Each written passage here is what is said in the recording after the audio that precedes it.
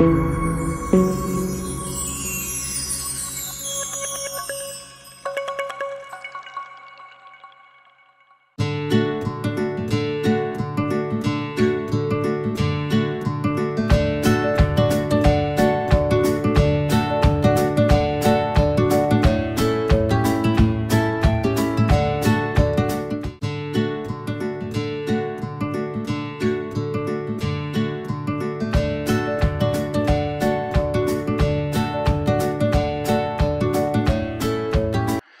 Dear students and viewers, आज Saturday है।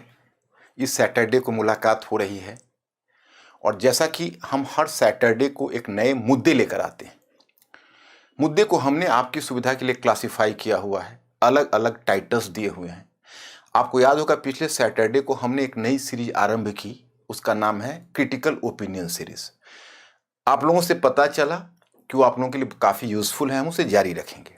लेकिन पहले से हमने आरंभ की हुई एक सीरीज, वो है present and the past communication series. आज हम present and the past communication series के मुद्दे को आपके समक्ष लाया।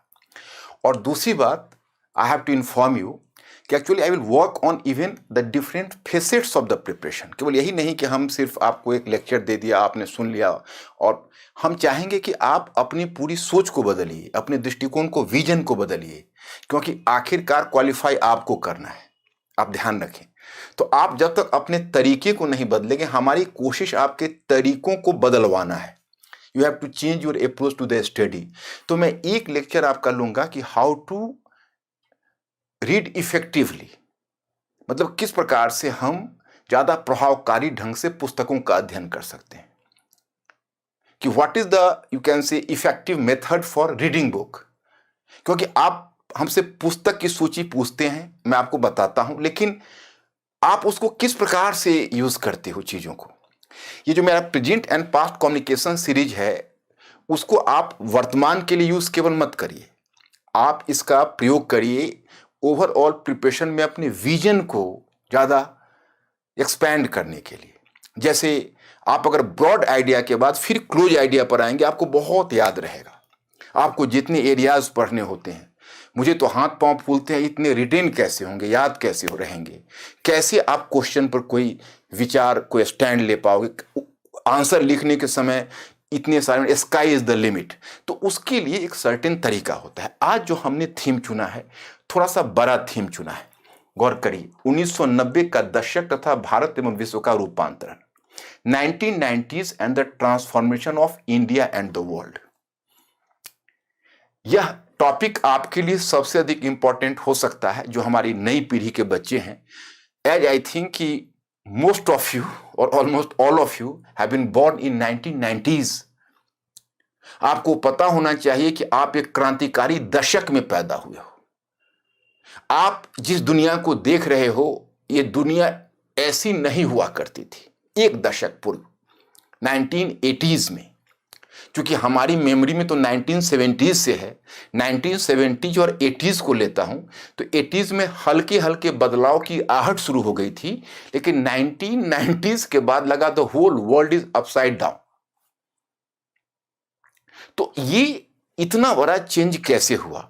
तो मुझे ध्यान अचानक इस पर आया कि इस नई पीढ़ी को इस बात का ज्ञान तो कराऊं कि आखिर आप कितने क्रांतिकारी दशक में पैदा हुए हैं। और यह क्रांति केवल विश्व इतिहास की ही नहीं है, यह भारतीय इतिहास की क्रांति है, लेकिन that is a silent revolution. वो आपको रेवोल्यूशन दिख नहीं रहा, लेकिन मैं मानकर चलता हूं कि अगर आप इतिहास के स्टूडेंट हो तो इस बात को ध्यान रखिए कि एक बहुत बड़े बदलाव की प्रक्रिया से दुनिया और भारत गुजर चुकी है। आज मैं उसका समग्र एक व्यू देता हूं। उसका एक पार्ट अपने आप में पूरा लेक्चर है, that can involve 2 hours, 2.5 hours, even 3 hours। लेकिन हम एक पार्ट को नहीं ले रहे, हम आपको पूरे होल पिक्चर आपके सामने रखते हैं और उम्मीद करते हैं कि जब आप जनरल स्टडीज पढ़ोगे तो यह पिक्चर चीजों को स्पष्ट करने में आपको काफी सहायता करेगा। अब देखिए, यहां पर हमने 2 शब्द का इस्तेमाल किया है, भारत एवं विश्व। लेकिन चलिए, आपके एनसीईआरटी बुक में भी, प्रीफेस में भी एक जगह पर एरिक हॉब्सबॉम जैसे एक विद्वान का नाम या ब्रॉडेल किसी एक स्कॉलर का नाम दिया हुआ है और उसमें यह लिखा हुआ है कि विश्व के बिना भारत राष्ट्र नहीं हो सकता, यानी विश्व के बिना राष्ट्र नहीं हो सकता। मतलब विश्व के बदलाव से आप राष्ट्र के बदलाव को पृथक करके नहीं देख सकते। तो इसलिए हम पहले विश्व के बदलाव को देख रहे हैं और फिर 1990 के दशक में हमारे यहां क्या बदलाव आया था। लेकिन कई बार ऐसा लगता है आपके इस जनरेशन से कि आप लोग कितने रिवॉल्यूशनरी एज में पैदा हुए हो। पंडित जवाहरलाल नेहरू बार बार वर्ड्सवर्थ को कोट किया करते थे। वर्ड्सवर्थ ने फ्रेंच रिवॉल्यूशन पर लिखा था, एक कॉपलेट लिखा था उसने, जो रोमांटिक पोएट था वर्ड्सवर्थ, आपने नाम सुना होगा। उसने फ्रेंच रिवॉल्यूशन पर लिखा था कि एक उसका मतलब, मैं सम टोटल उसका भाव समझा देता हूं आपको, कि अपने आप में इस सुबह में जीवित रहना अपने आप में एक वरदान है। अगर कोई यंग है, कोई युवा है, तो यह तो स्वर्ग के बराबर है। मतलब आप अगर क्रांति के वर्ष में आप युवा हो, हालांकि मैं इस 1990 के दशक में मैं भी युवा था, लेकिन आप लोग, हम पीछे की दुनिया भी देख चुके थे और फिर इस नए दशक को देखा। आप लोग सिर्फ इसी दशक से, जब से आपने होश संभाले हैं, तब से आपने इस परिवर्तित विश्व को देखा है। तो मैं उस परिवर्तित विश्व से आपका अवगत कराता हूं। विश्व का रूपांतरण, पहले विश्व का रूपांतरण देखते हैं। अब देखिए, इससे पहले मैं थोड़ा सा एक झलक देता हूं, 1 मिनट। विश्व विश्व विश्व व्यवस्था या वैश्विक परिवर्तन, वैश्विक परिवर्तन, वैश्विक परिवर्तन यानी ग्लोबल चेंज, ग्लोबल चेंज। अब देखिए, पूरी विश्व इतिहास में अगर हम नजर डालते हैं तो बड़े लैंडमार्क आते हैं परिवर्तन वाले कारक। इसमें पहले मैं मानता हूं नियोलिथिक। ये पहला क्रांतिकारी परिवर्तन है जिसको कहते हो नियोलिथिक एज, नवपाषाण काल, नियोलिथिक एज। इस एज में क्या हुआ था? इस एज में पहली बार मानव खाद्य संग्राहक से खाद्य उत्पादक की स्थिति में आया था। मीन्स कि man, just human beings, moved from the stage of hunting and food gathering to food producing. तो ये जो बदलाव है, यहां से ही पहले धीरे धीरे अस्थायी जीवन लोग जीने लगे। फिर उस नवपाषाण काल में पहले तांबे का प्रचलन शुरू हुआ धातु के रूप में, कॉपर, देन आयरन, और धीरे धीरे प्रोडक्शन बेस का विस्तार हुआ। तो पहले छोटे छोटे कबीलाई मुखिया आए, ट्राइबल चीफ्स, और उसके बाद फिर राजतंत्र, मोनार्की का विकास हुआ और फिर राज व्यवस्था कायम हुई। आयरन एज में आने के बाद, वैसे तो कॉपर एज में भी कुछ सिविलाइजेशंस आए थे, लेकिन प्रॉपर आयरन एज में आकर बड़े बड़े एम्पायर का विकास हुआ, जिसमें आप देखोगे पश्चिम एशिया में तो आपको ईरानी और आगे यूनानी साम्राज्य, भारत में मौर्य साम्राज्य, फिर पूरब में चीन का साम्राज्य। तो मतलब इस तरह से आप देखोगे कि so many dynasties and so many empires came into existence. उसके बाद फिर आगे का स्टेज आता है कि धीरे धीरे आप एंशिएंट मिडिवल की प्रक्रिया से गुजरते हो। फिर मैं एक नया लैंडमार्क मानता हूं, जब आप 16th सेंचुरी या आप कह सकते हो 15th सेंचुरी के यूरोप को देखते हैं। तो 15वीं, यानी आप इसको Europe in the end of 15th century, in the end of 15th century, 15वीं सदी के अंत में यूरोप। अब देखो, इसमें महत्वपूर्ण बदलाव हो रहा है क्योंकि इस्लामी साम्राज्य दुनिया में छा चुका है और यूरोपीय जो ईसाई देश है उनका रास्ता बंद हो चुका है। ऑटोमन साम्राज्य ने उनका पूरब जाने वाले मार्ग को अवरुद्ध कर दिया है। Their route towards the east was disrupted by Ottoman empire. तो ये जो जब उसकी पूरी प्रक्रिया इस तरह से चल रही है, तो अब समस्या उनके लिए है कि हम कैसे भारत की तरफ जाएं, कैसे वैकल्पिक मार्ग की खोज करें।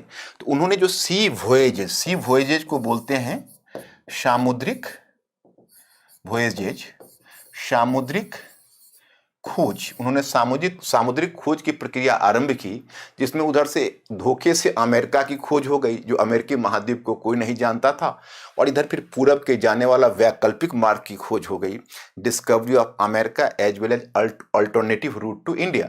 और फिर इसके बाद एक ट्रेड रेवोल्यूशन हुआ, व्यापारिक क्रांति हुई, जिसको आप व्यावसायिक क्रांति के नाम से 17वीं सेंचुरी तक आप मर्केंटाइल रेवोल्यूशन के नाम से जानते हो। और उसने आगे के परिवर्तनों का स्वाभाविक रूप में रास्ता तैयार कर दिया, क्योंकि उसी के साथ रेनेसां आया, उसी के साथ रिफॉर्मेशन आया, और यूरोप एक बदलाव की प्रक्रिया से गुजरा और एशिया को छोड़कर आगे निकल गया। एक बहुत बड़ा बदलाव था।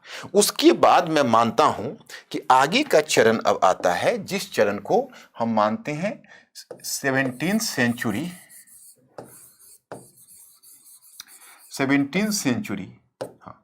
Scientific revolution. 17वीं सेंचुरी साइंटिफिक रेवोल्यूशन। अब ये जो साइंटिफिक रेवोल्यूशन आता है, ये अपने आप में एक बड़ी तकनीकी क्रांति लेकर आती है, और इसका समाज पर भी प्रभाव पड़ता है। और सबसे पहले से यूरोपीय समाज प्रभावित होता है, जिसे तुम इनलाइटेनमेंट के नाम से जानते हो, प्रबोधन के नाम से जानते हो। मतलब एक वैज्ञानिक क्रांति ने न केवल आर्थिक क्षेत्र में क्रांति लाई, बल्कि तकनीकी क्रांति ने न केवल आर्थिक क्षेत्र में क्रांति लाई, बल्कि उसने एक वैचारिक क्रांति भी, बौद्धिक क्रांति भी प्रबोधन के रूप में ला दी। It gave birth to intellectual revolution as well. तो इस प्रकार से देखो, ये लैंडमार्क आ रहे हैं। अब आपको नया लैंडमार्क आता है, पहले फ्रेंच रेवोल्यूशन,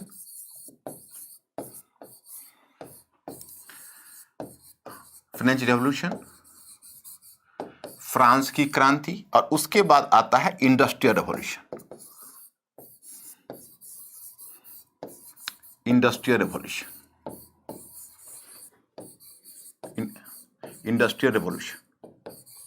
औद्योगिक क्रांति।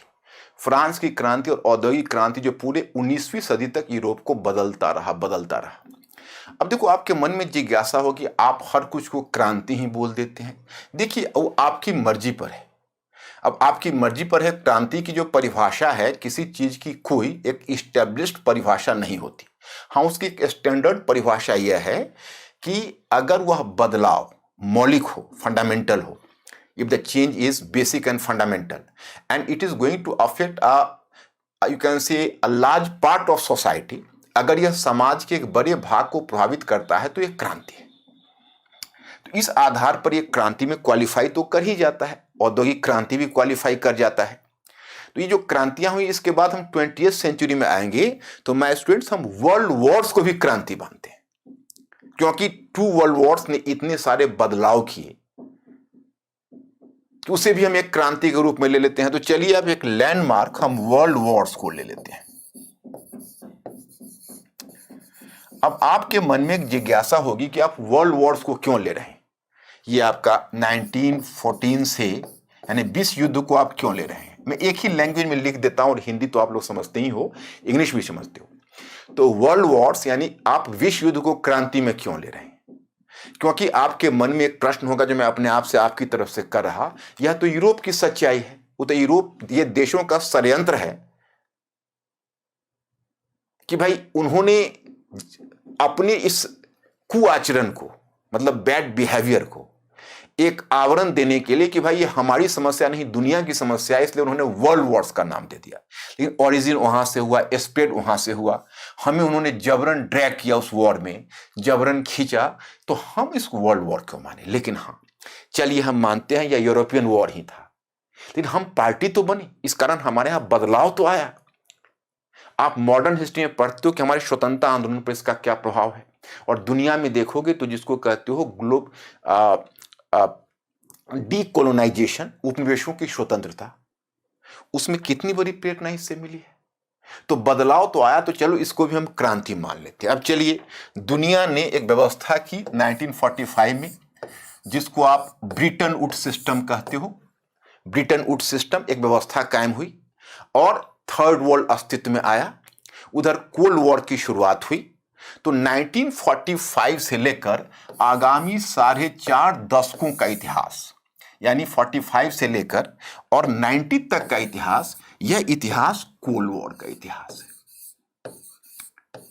1990 तक का इतिहास ये कोल्ड वॉर का इतिहास है। दुनिया में जो परिवर्तन हो रहे हैं उसमें राजनीतिक परिवर्तन भी हो रहे हैं, आर्थिक परिवर्तन भी हो रहे हैं, सामाजिक परिवर्तन भी हो रहे हैं, वो सारे परिवर्तन चल रहे हैं। लेकिन ऊपर इंटरनेशनल सिस्टम जो कायम है उसको कहते हैं बाइपोलर वर्ल्ड। दो महाशक्तियां हैं, बाकी जितनी भी शक्तियां हैं दोनों महाशक्तियों की चेड़ी है। चेड़ी का मतलब है कि they are just going to work as the subordinates. चाहे वो ब्रिटेन हो या फ्रांस हो, अब उनका वह रुतबा नहीं रहा, क्योंकि द्वितीय विश्व युद्ध अपने आप में एक क्रांति थी। उसने कई महत्वपूर्ण चीजें लाई। पहली तो यूरोप के 5 शताब्दियों की सर्वोच्चता का अंत कर दिया। It ended the supremacy of Europe since the last 5 centuries. After that, it paved the way for the rise of USA as well as USSR as the 2 superpowers. या यूएसए और यूएसएसआर को 2 महाशक्तियों के रूप में स्थापित कर दिया। और इट इनकरेज डीकोलोनाइजेशन, इसने उपनिवेश मुक्ति को प्रोत्साहन दिया। As the result of which there was the rise of the third world and the beginning of non aligned movement. तो एक तरफ कोल्ड वॉर शुरू हुआ, दूसरी तरफ नॉन अलाइनमेंट गुटनिरपेक्ष आंदोलन शुरू हुआ, तृतीय विश्व का उद्भव हुआ, दोनों महाशक्तियों के बीच टकराहट होती रही और दुनिया के जो बाकी देश है वो इस शक्ति के पिछलग्गू या उस शक्ति के पिछलग्गू रहे। और जो कुछ उन दोनों में से किसी के पीछे जाना पसंद नहीं किया, कम से कम खुले रूप में, वो अपने आप को नॉन अलाइन मूवमेंट से जोड़ने की कोशिश करने लगे। तो चलिए पूरे 4.5 दशकों तक, या आप 4 दशक ही काउंट कर ले, यहां पर बहुत ज्यादा वर्षों के लेकर हम लोग बहुत ज्यादा चिंतित ना हो। You can count it liberally, आप उसको 45 ईयर्स कह लें, 40 ईयर्स कह लें। तो उसमें क्या है कि पूरा शीत युद्ध चलता रहा। अब यहां पर मैं बताना यह चाहूंगा कि आप या तो आगे से पीछे जाएं या पीछे से आगे आए, बात वही है। जैसे कोई अगर हमें कहे कि भाई 1990 के दशक में बदलाव कैसे हुआ, तो पहले हमारा ध्यान यह जाएगा कि 1990 के दशक में जो बदलाव हुआ उसका कारण तो उससे पीछे जाएगा। तो चलो 1990 के दशक में होने वाले बदलाव को हम कहाँ ढूंढे, तो हम मेमोरी में लाते हैं तो लगता है कि भाई 1970 के दशक में जो तेल संकट जैसी चीज आई वह उसका कारण कहीं ना कहीं रहा होगा। चलिए अब कहें भाई अब 70 के दशक में पीछे आए, तो बोले 70 के दशक में जो घटनाएं हो रही है, जो अंतर्राष्ट्रीय संबंध कायम हो रहे हैं, जो अंतर्राष्ट्रीय व्यवस्था बन रही है और जिस तरह की नीतियां अपनाई जा रही है, उसकी जड़ कहाँ जाती है। तो चलता है कि अरे चलो 1945 में जो आफ्टर सेकेंड वर्ल्ड वॉर जो अरेंजमेंट हुआ वो कारण था। अब 1945 में आए तो वो भाई 1945 में जो विकास हुआ है वो कैसे हुआ है, what is the reason behind that. तो हुआ कि भाई उसके लिए तो आपको चलना पड़ेगा थोड़ा पीछे। 1919 में जो पेरिस पीस कॉन्फ्रेंस का जो अरेंजमेंट है वहां पर जाइए। तो फिर पेरिस पीस कॉन्फ्रेंस के अरेंजमेंट पर आए तो कहें नहीं थोड़ा और पीछे जाइए, आप फर्स्ट वर्ल्ड वॉर पर जाइए। चलिए हम और पीछे हो गए। फर्स्ट वर्ल्ड वॉर के कारण कहा आप फर्स्ट वर्ल्ड वॉर को क्या देख रहे हैं, अरे उसकी जड़ तो 19वीं सदी की अर्थव्यवस्था राजनीति में है। So you have to find it out in the economy of 19th century and the political relations in 19th century. तो आपको उसको खोजने के लिए फिर आपको इंडस्ट्रियल रेवोल्यूशन में जाना पड़ेगा, इंपीरियलिज्म में जाना पड़ेगा, राइज ऑफ मार्क्सिज्म में जाना पड़ेगा।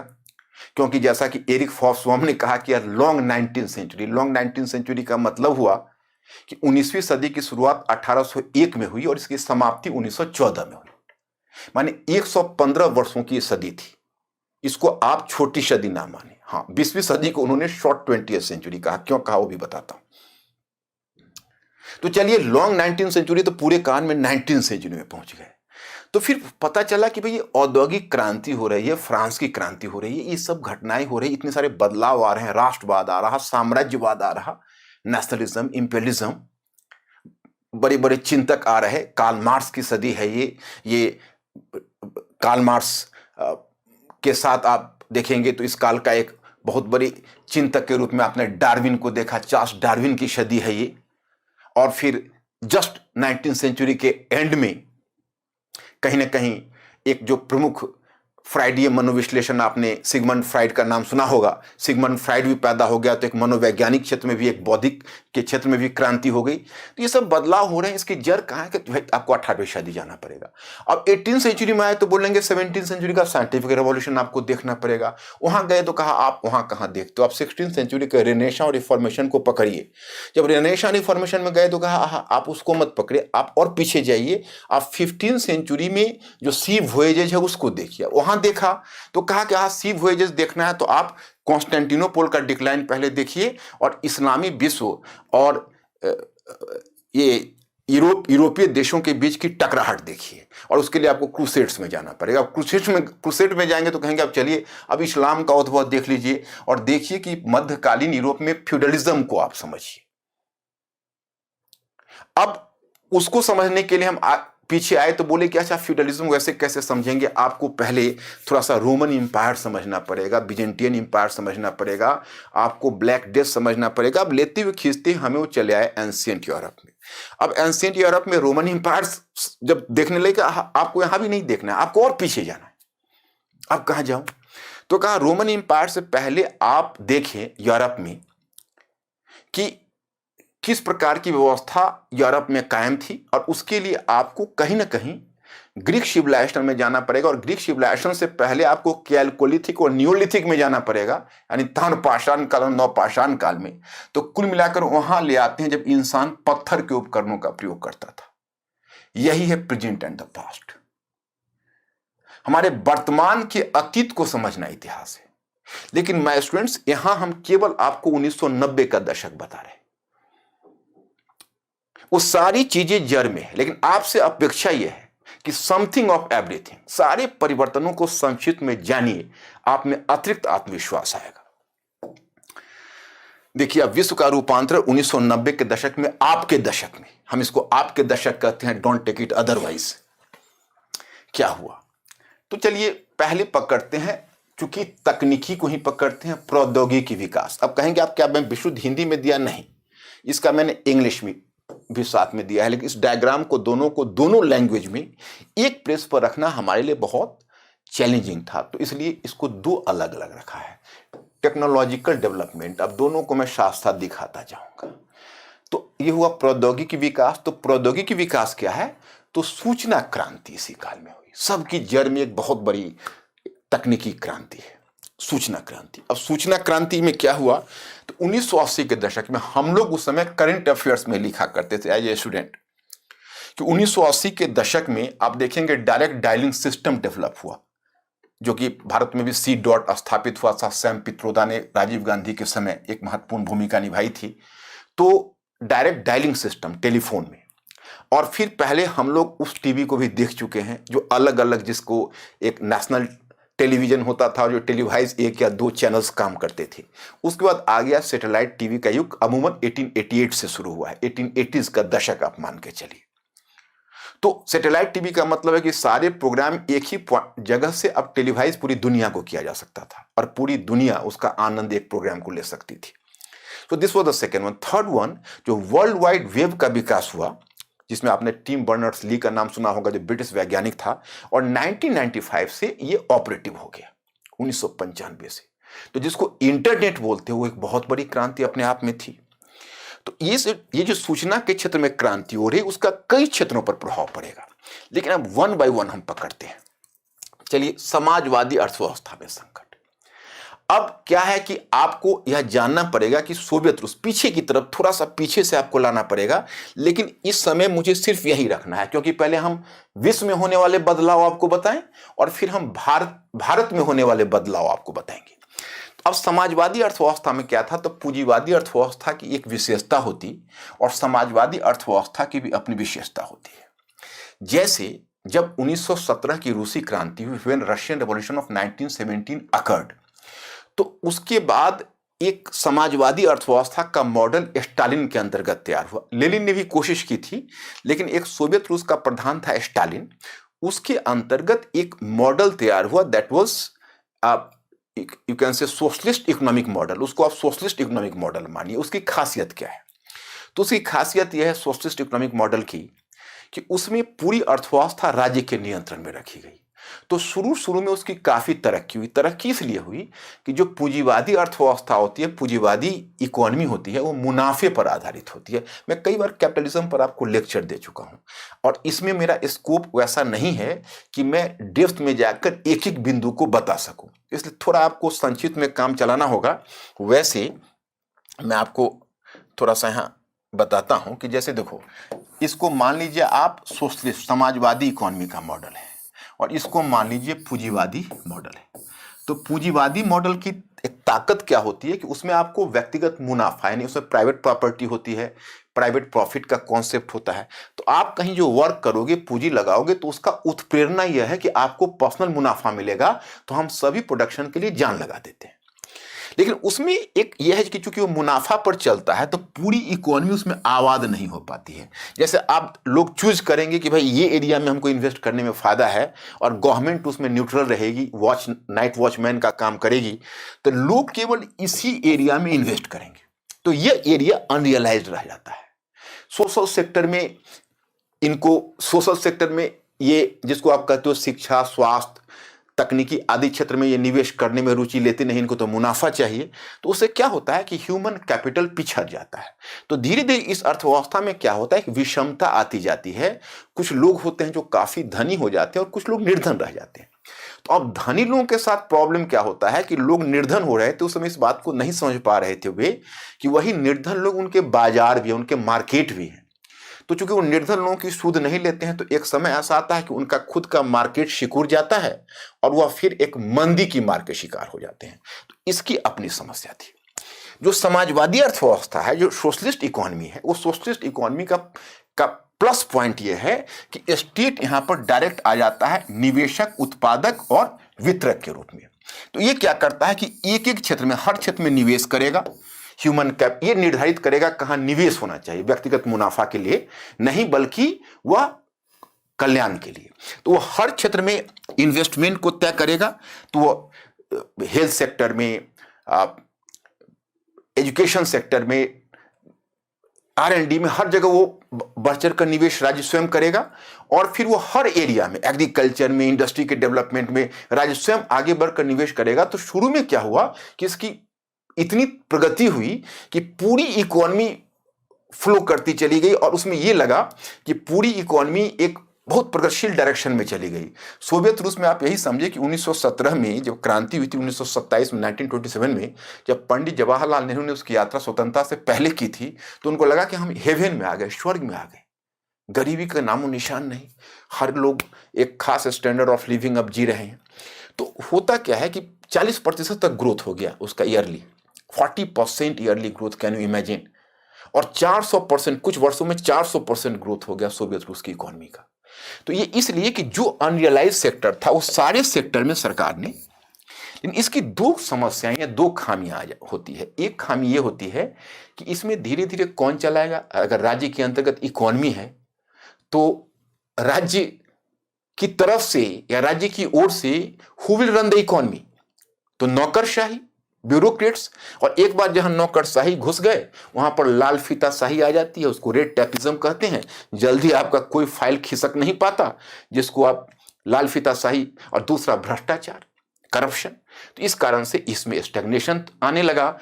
तो खैर चलिए, इसकी जो समस्या थी पूंजीवादी अर्थव्यवस्था की, वह समस्या पूंजीवादी अर्थव्यवस्था को केनेसियन अर्थशास्त्र ने एक तरह से टाइमली इंजेक्शन देकर सुलझा दिया। जो मैं कई बार केनेसियन अर्थशास्त्र आपको समझा चुका हूं, तो शायद आप इस बात को समझ रहे होंगे। लेकिन जो समाजवादी अर्थव्यवस्था है उसमें टाइमली सुधार नहीं हुआ, तो इस अर्थव्यवस्था में एक स्टैग्नेशन आ गया, मतलब कि उसकी वो कमजोर पड़ने लगी। तो इस कारण से अब जो शीत युद्ध या कोल्ड वॉर चल रहा था, उसमें संयुक्त राज्य अमेरिका के साथ सोवियत रूस प्रतिस्पर्धा करने में विफल होने लगा। और पूर्वी यूरोप के जो समाजवादी देश थे, the socialist country of eastern Europe, they were facing their own problem. तो क्या हुआ कि जो समाजवादी अर्थव्यवस्था है उसका डिक्लाइन होने लगा। तो इस कारण से यहां पर शीत युद्ध का अंत हो रहा है, end of the cold war. एक 1990 के दशक में जब आप लोग पैदा हुए थे तब तक शीत युद्ध का अंत हो चुका था। दूसरा, केनेशियन मॉडल पर आधारित पूंजीवाद में अवरोध। अब उसके लिए आपको 1970 के दशक में मैंने आपको तेल संकट बताया है केन्स ने एक समाधान दिया था कि देखिए, अगर किसी पेशेंट को इन्फ्लुएंजा हो तो अमुक टैबलेट खिलाइए, वो अमुक टैबलेट से उसका इन्फ्लुएंजा ठीक हो जाएगा, परंतु उसको डिसेंट्री शुरू होगी। तो डिसेंट्री शुरू हो तो जब जब उसका इन्फ्लुएंजा का प्रभाव कम हो जाएगा और जब डिसेंट्री का सिम्टम्स आने लगेगा तो आप इस मेडिसिन को रोककर इस मेडिसिन को खिला दीजिए। ओके, तो उनका यह समाधान था। अब 1970 का जो तेल संकट आया तो उस ऑयल क्राइसिस में ऐसा देखा गया कि जब डॉक्टर पेशेंट के पास पहुंचा तो उसको देखा कि he is suffering from influenza and dysentery both.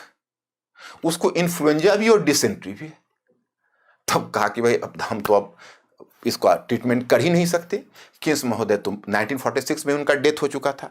अब ये इन्फ्लुएंजा और डिसेंट्री की गुत्थियां अगर आपको समझनी है तो आप हमारा लेक्चर जस्ट मैंने कुछ दिन पहले दिया है बजट के समय कि बजट बीमार अर्थव्यवस्था एंड जीएम केन्स, आप डालिए मेरे नाम से और यूट्यूब पर उसको देखिए। अब उसको मैं दोबारा यहां समझाना मेरे लिए संभव नहीं होगा। तो ये प्रॉब्लम तो क्या हुआ कि केनेसियन अर्थशास्त्र भी अब विफल होने लगा। उसी क्रम में दो अर्थशास्त्री जो आप उसी लेक्चर में आप समझ जाएंगे, हम दोनों अर्थशास्त्रियों के नाम मैंने दिए हुए हैं, फ्रेडरिक हायक और मिल्टन फ्रीडमैन, जो लगभग केन्स के समकालीन थे। उसे थोड़ा सा जूनियर मिल्टन फ्रीडमैन ज्यादा है और फ्रेडरिक हायक थोड़ा सा 6 to 8 ईयर्स जूनियर है।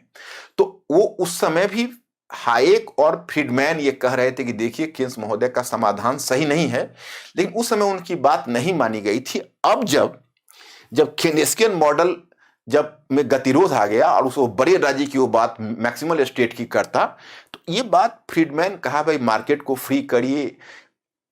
वो फ्रीडमैन ने कहा कि भाई मनी सप्लाई के द्वारा अर्थव्यवस्था को बचाइए। थोड़ा टेक्निकल पहलू, इसलिए मैं आपसे यहाँ पर I am just seeking pardon and giving you suggestion, उस लेक्चर पर जाइए।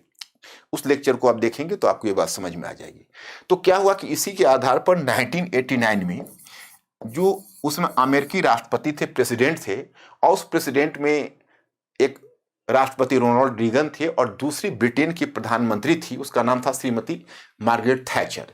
तो दोनों के बीच एक वार्ता हुई। उस वार्ता के आधार पर एक सहमति बनी। उस सहमति को कहते हैं, एक्चुअली एक विलियमसन नामक अर्थशास्त्री था, उसने उसका नाम दिया वाशिंगटन सहमति। तो वाशिंगटन सहमति यानी वाशिंगटन कॉन्सेंसस। तो उसमें क्या तय हुआ कि दुनिया की अर्थव्यवस्था को खोल दिया जाए। और क्योंकि जो केनेसियन अर्थशास्त्र था उसका कहना था कि राष्ट्रीय हित और अंतर्राष्ट्रीय व्यापार दोनों के बीच संतुलन हो, अंतर्राष्ट्रीय और राष्ट्रीय दोनों हितों के बीच संतुलन हो।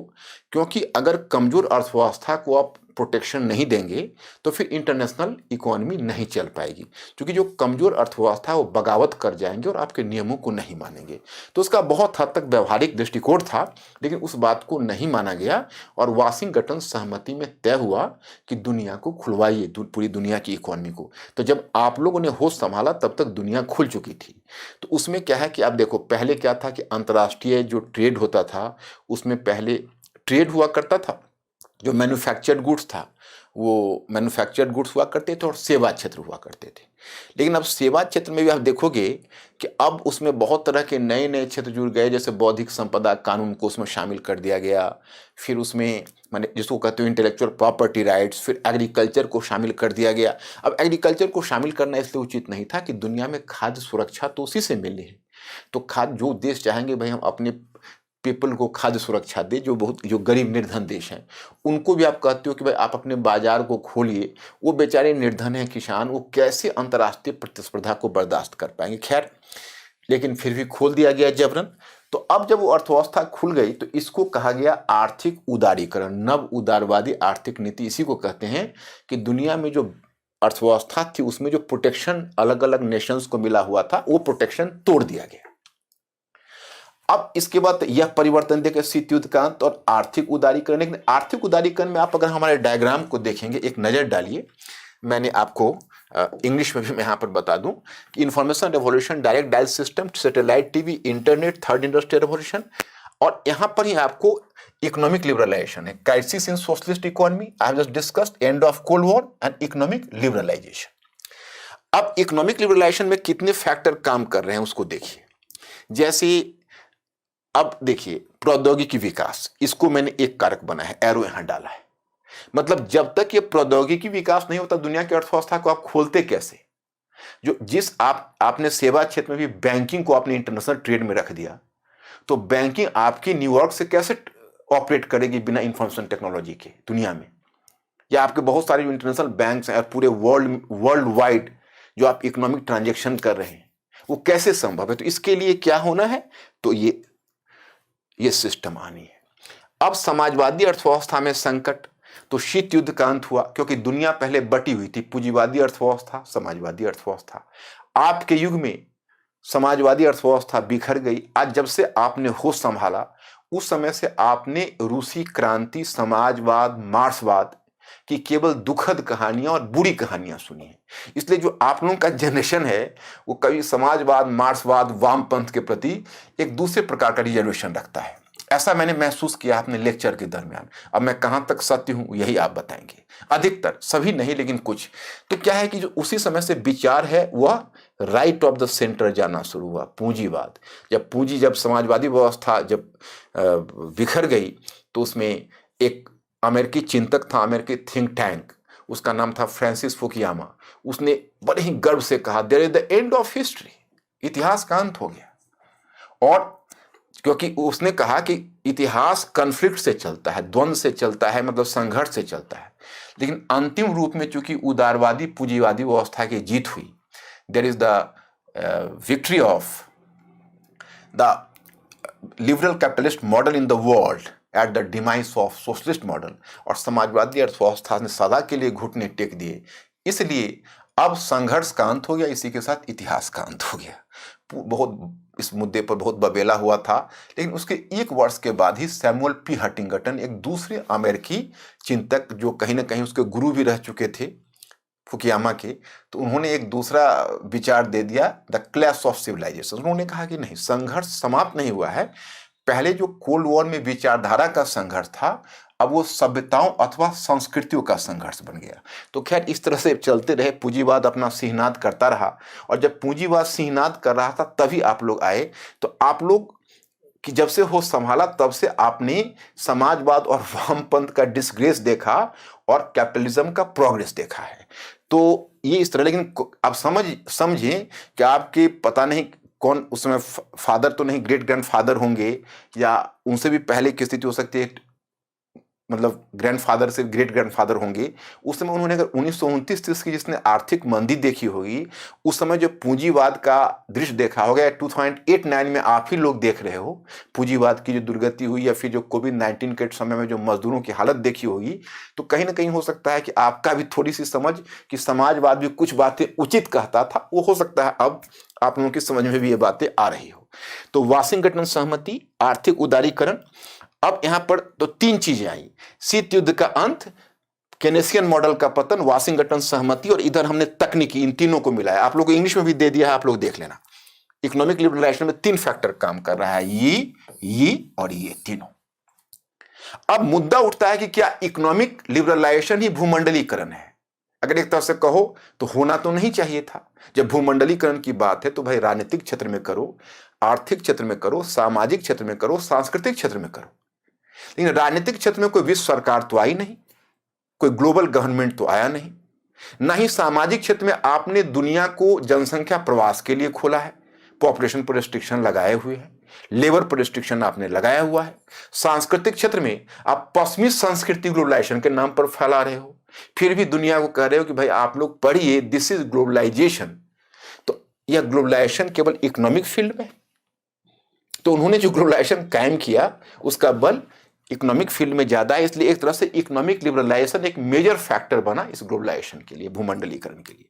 सही मायने में यह भूमंडलीकरण नहीं था। तो खैर एनीवे, अब ये परिवर्तन आपको दिखा। अब देखिए, जब ये भूमंडलीकरण आया तो उसके लिए आपको वेस्टफेलिया सिस्टम, पीछे जाओगे तो पहले नेशन स्टेट हुआ करता था। तो जो नेशन स्टेट है, वह नेशन स्टेट जिसको राष्ट्रीय राज्य कहते हैं, जिसमें एक निश्चित बाउंड्री होती थी, सॉवरेन गवर्नमेंट होती थी, और गवर्नमेंट को पूरा राइट था कि वह अपने क्षेत्र के अंतर्गत पूरा नियंत्रण रखता था। अब वैसे जो नेशन स्टेट थे, उसको थोड़ा सा कॉम्प्रोमाइज करना पड़ा, क्योंकि बहुत सारे जो ऐसे अंतर्राष्ट्रीय या वित्तीय निगम थे, जैसे आईएमएफ है, वर्ल्ड बैंक है, उनका निर्देश मानना। आगे चूंकि 1995 में डब्ल्यूटीओ का निर्माण हुआ, तो डब्ल्यूटीओ का निर्देश मानना, यह निर्देश मानना इस गवर्नमेंट के लिए आवश्यक बताया। तो धीरे धीरे उसकी जो नेशनल सॉवरेनिटी है उससे थोड़ा कॉम्प्रोमाइज उसको करना पड़ा। अब उसमें एक बात और भी है, आपको विदेशी निवेश के लिए अपने आप को खोल रहे हो, विदेशी व्यापार के लिए खोल रहे हो, तो आप हर चीज के लिए खोले हो, विदेशी निवेशक के लिए खोल रहे हो। तो अब चूंकि जो नेशनल गवर्नमेंट है उसकी स्थिति थोड़ी कमजोर हुई, और कुछ हद तक रीजन को या क्षेत्र को राइट मिला कि वह बाहर के निवेशकों को अपने यहां स्वागत कर सकता है, उनसे वार्ता कर सकता है, निवेश को प्रोत्साहन दे सकता है। तो धीरे धीरे क्या हुआ कि जो अलग अलग जो क्षेत्र थे उनमें धीरे धीरे एक तरह से एग्रेसिवनेस आता गया। वे अपने आप को एक अलग पहचान के रूप में देखने लगे। उनको लगा कि अगर हम सबके साथ रहेंगे तो हम निर्धन बने रहेंगे, अलग हो जाएंगे तो हम ज्यादा पावरफुल हो जाएंगे और ज्यादा हमारी इकोनॉमी अच्छी हो जाएगी, हमारी अर्थव्यवस्था बेहतर हो जाएगी। तो वैसे बहुत सारे दुनिया के क्षेत्र थे जो सेपरेटिज्म की तरफ वो चल दिया उन्होंने, और सेपरेटिज्म की तरफ चल दिया तो उसको कहा गया सब नेशनलिज्म। और कई राष्ट्र सब नेशनलिज्म के कारण टूटे भी, जैसे 2011 में आप देखिए सूडान ही टूट गया, या इस तरह का बहुत जगहों पर सब नेशनलिज्म की मांग है, राष्ट्रीय स्वतंत्रता की मांग दुनिया में बहुत सारे देशों में। आप और छोड़िए, स्कॉटलैंड को देखिए, आप कैटलोनिया को देखिए, ये जो स्पेन में, और ये सब क्या है, ग्लोबलाइजेशन ने एक तरह से सब नेशनलिज्म को प्रोत्साहन दिया। अब चूंकि कोल्ड वॉर का एंड हुआ तो हमने यहां पर एक चीज दिया, इमरजेंस ऑफ यूनिपोलर वर्ल्ड। इस तथाकथित भूमंडलीकरण ने पहले एक ध्रुवीय विश्व का विकास किया, जिसमें संयुक्त राज्य अमेरिका सोल पावर के रूप में इमर्ज किया, और संयुक्त राज्य अमेरिका ने अपने प्रभाव क्षेत्र नेटो के माध्यम से बढ़ाना शुरू किया। यूएनओ पर तो उसका वर्चस्व था। आरंभ में सोवियत रूस, अभी व्लादिमीर पुतिन तो बहुत बाद में फिर एक्टिव हुए, लेकिन 1990s में यूएसए का कोई कंपटीशन नहीं था। चीन भी उस समय उसके अगेंस्ट में खड़ा नहीं हो पा रहा था। और जो यूरोपीय यूनियन जो गठित हुआ, जिसको कहते हैं उसमें यूरोप का एकीकरण को ही प्रोत्साहन मिला है, वह यूरोपीय यूनियन भी संयुक्त राज्य अमेरिका के मुकाबले खड़े होने के लिए तैयार नहीं था। तो एक तरह से यूनिपोलर वर्ल्ड बन गया, और फिर संयुक्त राज्य अमेरिका का प्रभाव पूरे वर्ल्ड में ज्यादा हो गया, इतना तक यह वर्ल्ड लीडरशिप की तरफ चला गया। इसने एक कॉन्सेप्ट लाया था उस समय, मैं आपको बताऊं आज भी है वो कॉन्सेप्ट, उसको कहते हैं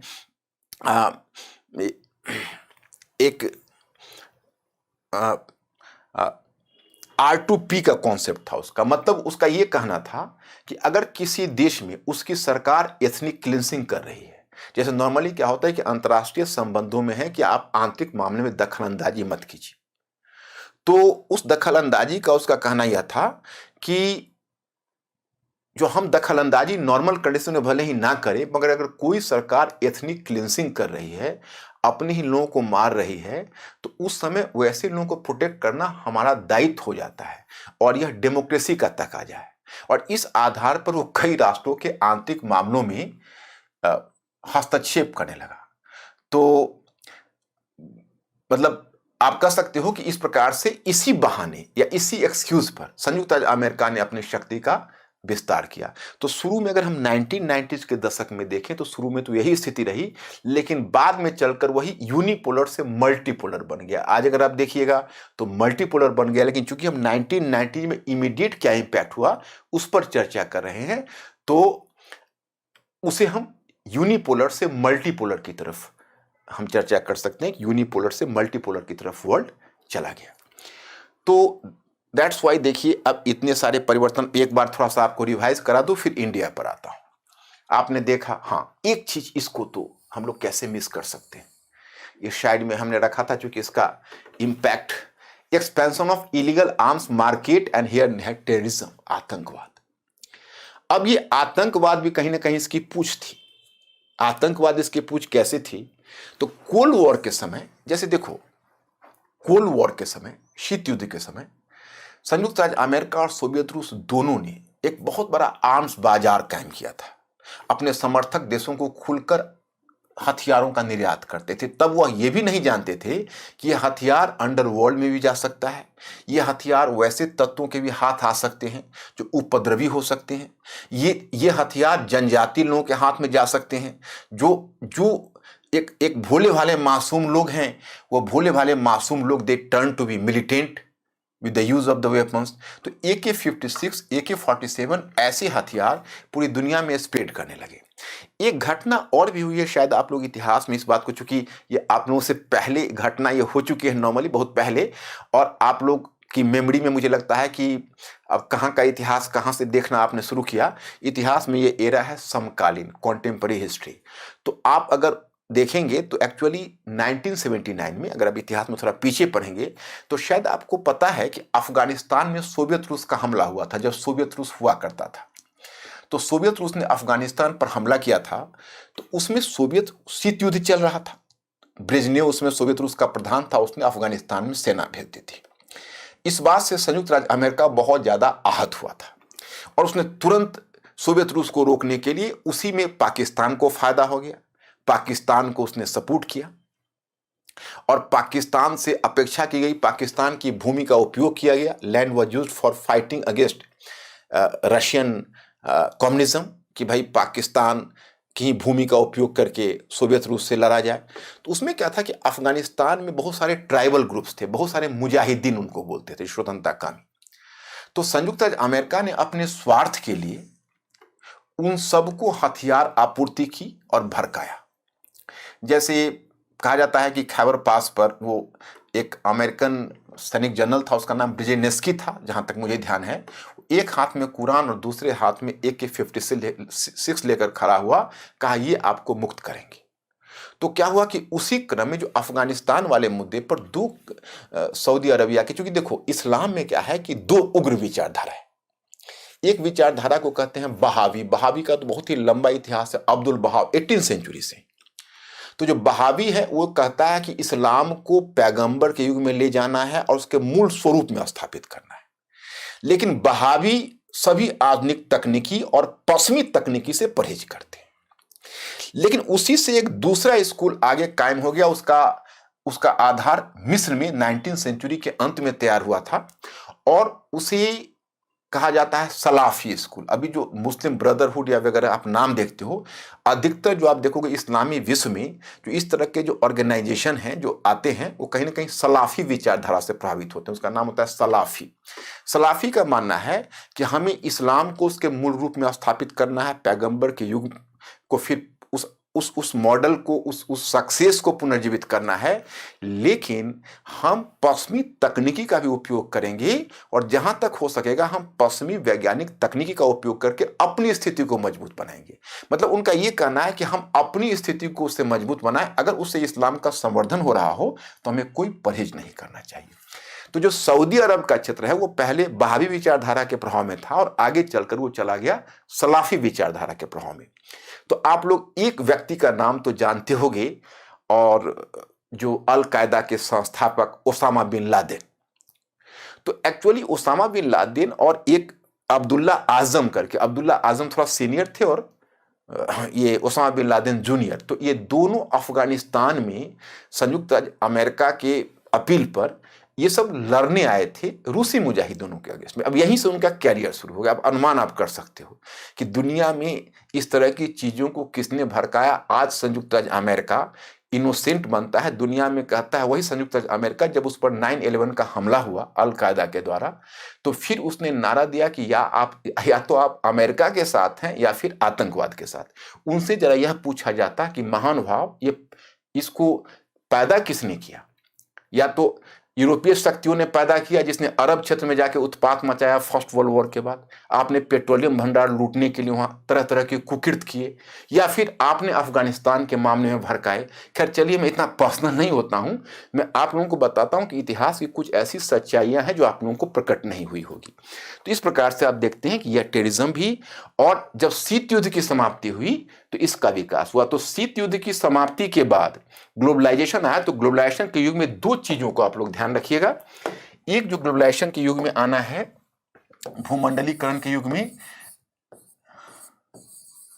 यानी ग्लोबलाइजेशन के युग में दो चीजें आपको ध्यान रखनी है।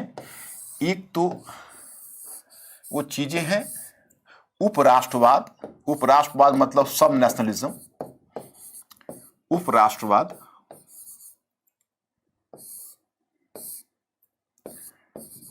सब नेशनलिज्म,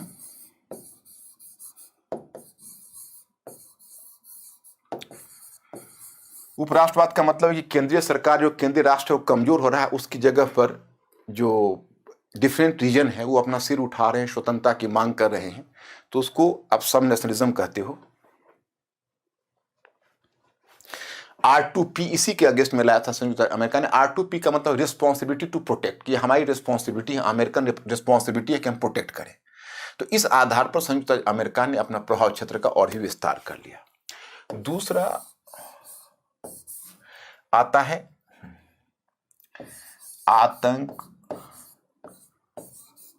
आतंकवाद का प्रसार। अब इसका भी जो टेरर है उसका भी ग्लोबल नेटवर्क बन गया, यानी एक्सपेंशन ऑफ टेररिज्म।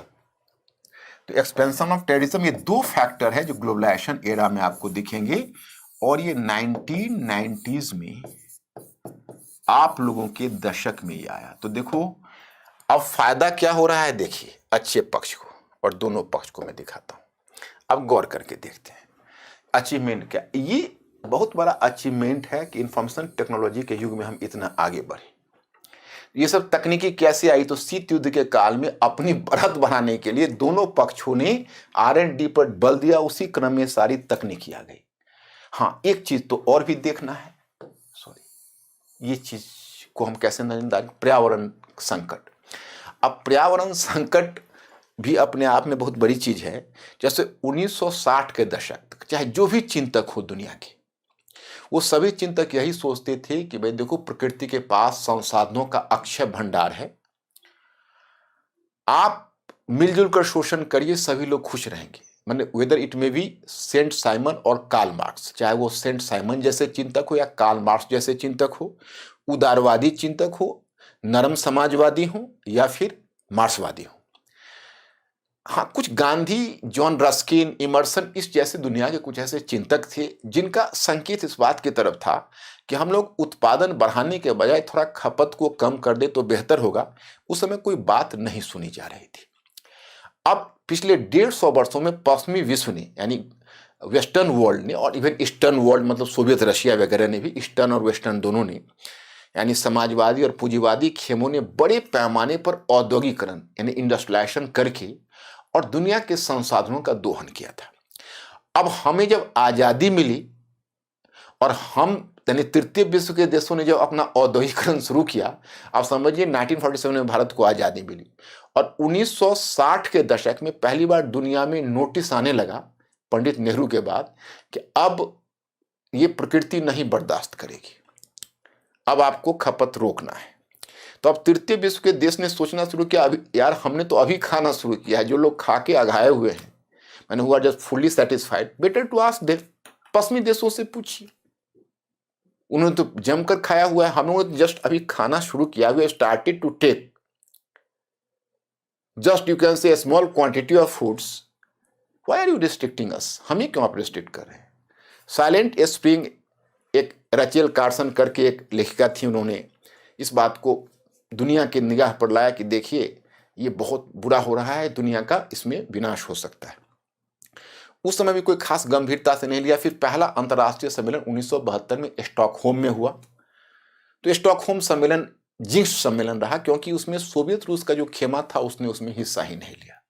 हाँ, भारत बावजूद इसके गए श्रीमती गांधी, और श्रीमती गांधी ने वहीं पर एक पॉलिसी की नींव डाली, पॉल्यूटर्स मस्ट पे, मतलब आपने इस पर्यावरण का शोषण किया है, आप उसको पे करोगे। तो उसके बाद फिर हुआ, फिर अब हमारे यहाँ वहाँ से वो लौट कर आई, तो आप जानते ही हो कि हमारे यहाँ एक चिपको मूवमेंट शुरू हो गया, स्वयं इंडिया में प्रॉब्लम आ गया। लेकिन मैं वो नहीं बताना चाहता। एक तरह से देखोगे तो स्टॉकहोम सम्मेलन तो पूर्ण विश्व सम्मेलन नहीं बन सका, लेकिन 1992 में यानी आपके इसी दशक में पृथ्वी सम्मेलन जो हुआ उसमें दुनिया के देशों ने हिस्सा लिया और फिर 1997 में क्योटो सम्मेलन में संयुक्त राज्य अमेरिका ने भी स्वीकार किया कि हम अपने कार्बन उत्सर्जन में यानी कार्बन रिलीज में एंड हम कटौती करेंगे। और यूरोपीय यूनियन ने भी स्वीकार किया और इसके साथ जापान ने भी स्वीकार किया था। बाद में संयुक्त राज्य अमेरिका उससे बाहर हो गया जॉर्ज डब्ल्यू बुश के समय। तो खैर मैं ये बताना चाहता, इधर पर्यावरण भी नोटिस दे रहा है। तो कुल मिलाकर आप लोगों ने 3 समस्या देखी सबसे पहले, और हम आपके युग में देख रहे हैं। एक उपराष्ट्रवाद की समस्या देखी, आतंकवाद का देखा, और दूसरा पर्यावरण संकट का, इन्वायरमेंटल क्राइसिस का। तीसरी समस्या आपने इन्वायरमेंटल क्राइसिस का देखा, पर्यावरण संकट का देखा। ये 3 है अभिशाप। वरदान क्या है? तो वरदान आप देखेंगे, वरदान है इसका जैसे सूचना प्रौद्योगिकी, आर्थिक उदारीकरण का वह पक्ष जो दुनिया में समृद्धि भी लाई है। तृतीय औद्योगिकरण से बहुत देशों को लाभ मिला है जिसमें भारत भी है। और दूसरी भूमंडलीकरण भी दुनिया को आपस में एक तरह से जोड़ा है। उसका भी अच्छे पक्ष बुरे पक्ष दोनों हैं भूमंडलीकरण के। आर्थिक उदारीकरण के भी अपने अच्छे पक्ष और बुरे पक्ष दोनों हैं। फिर जो एक सबसे अहम चीज जो आई है, जो अच्छा पक्ष आप उसको कहेंगे, वो अच्छा पक्ष है एक यानी ग्लोबल सिविल सोसाइटी का विकास। आप लोग एक ग्लोबल सिविल सोसाइटी से जुड़े हुए हो जिसमें आप देखोगे ये दुनिया के सारे गवर्नमेंट के लिए समस्या है ग्लोबल सिविल सोसाइटी। क्योंकि जहां कहीं अगर किसी विश्व के किसी एक कोने में कहीं अन्याय होता है तो सोशल मीडिया उसके पूरे वर्ल्ड में फैला देती है। तो आप लोगों के समय यही सूचना प्रौद्योगिकी डेमोक्रेटाइजेशन का भी बेसिस बना है। इससे प्रजातांत्रिकरण और भी इनरिच हुआ है। तो ये हम आपके अचीवमेंट में ले सकते हैं कि आपके दशक का ये बहुत बड़ा अचीवमेंट है ग्लोबल सिविल सोसाइटी का विकास। तो ये इसको आप इस तरह से देखें और सभी फैक्टर एक दूसरे से जुड़े हुए हैं। क्योंकि अगर सूचना प्रौद्योगिकी इंफॉर्मेशन टेक्नोलॉजी नहीं आई होती, you can not imagine the rise of a global civil society. अब इसके साथ आप भारत में देखिए परिवर्तन, भारत का रूपांतरण।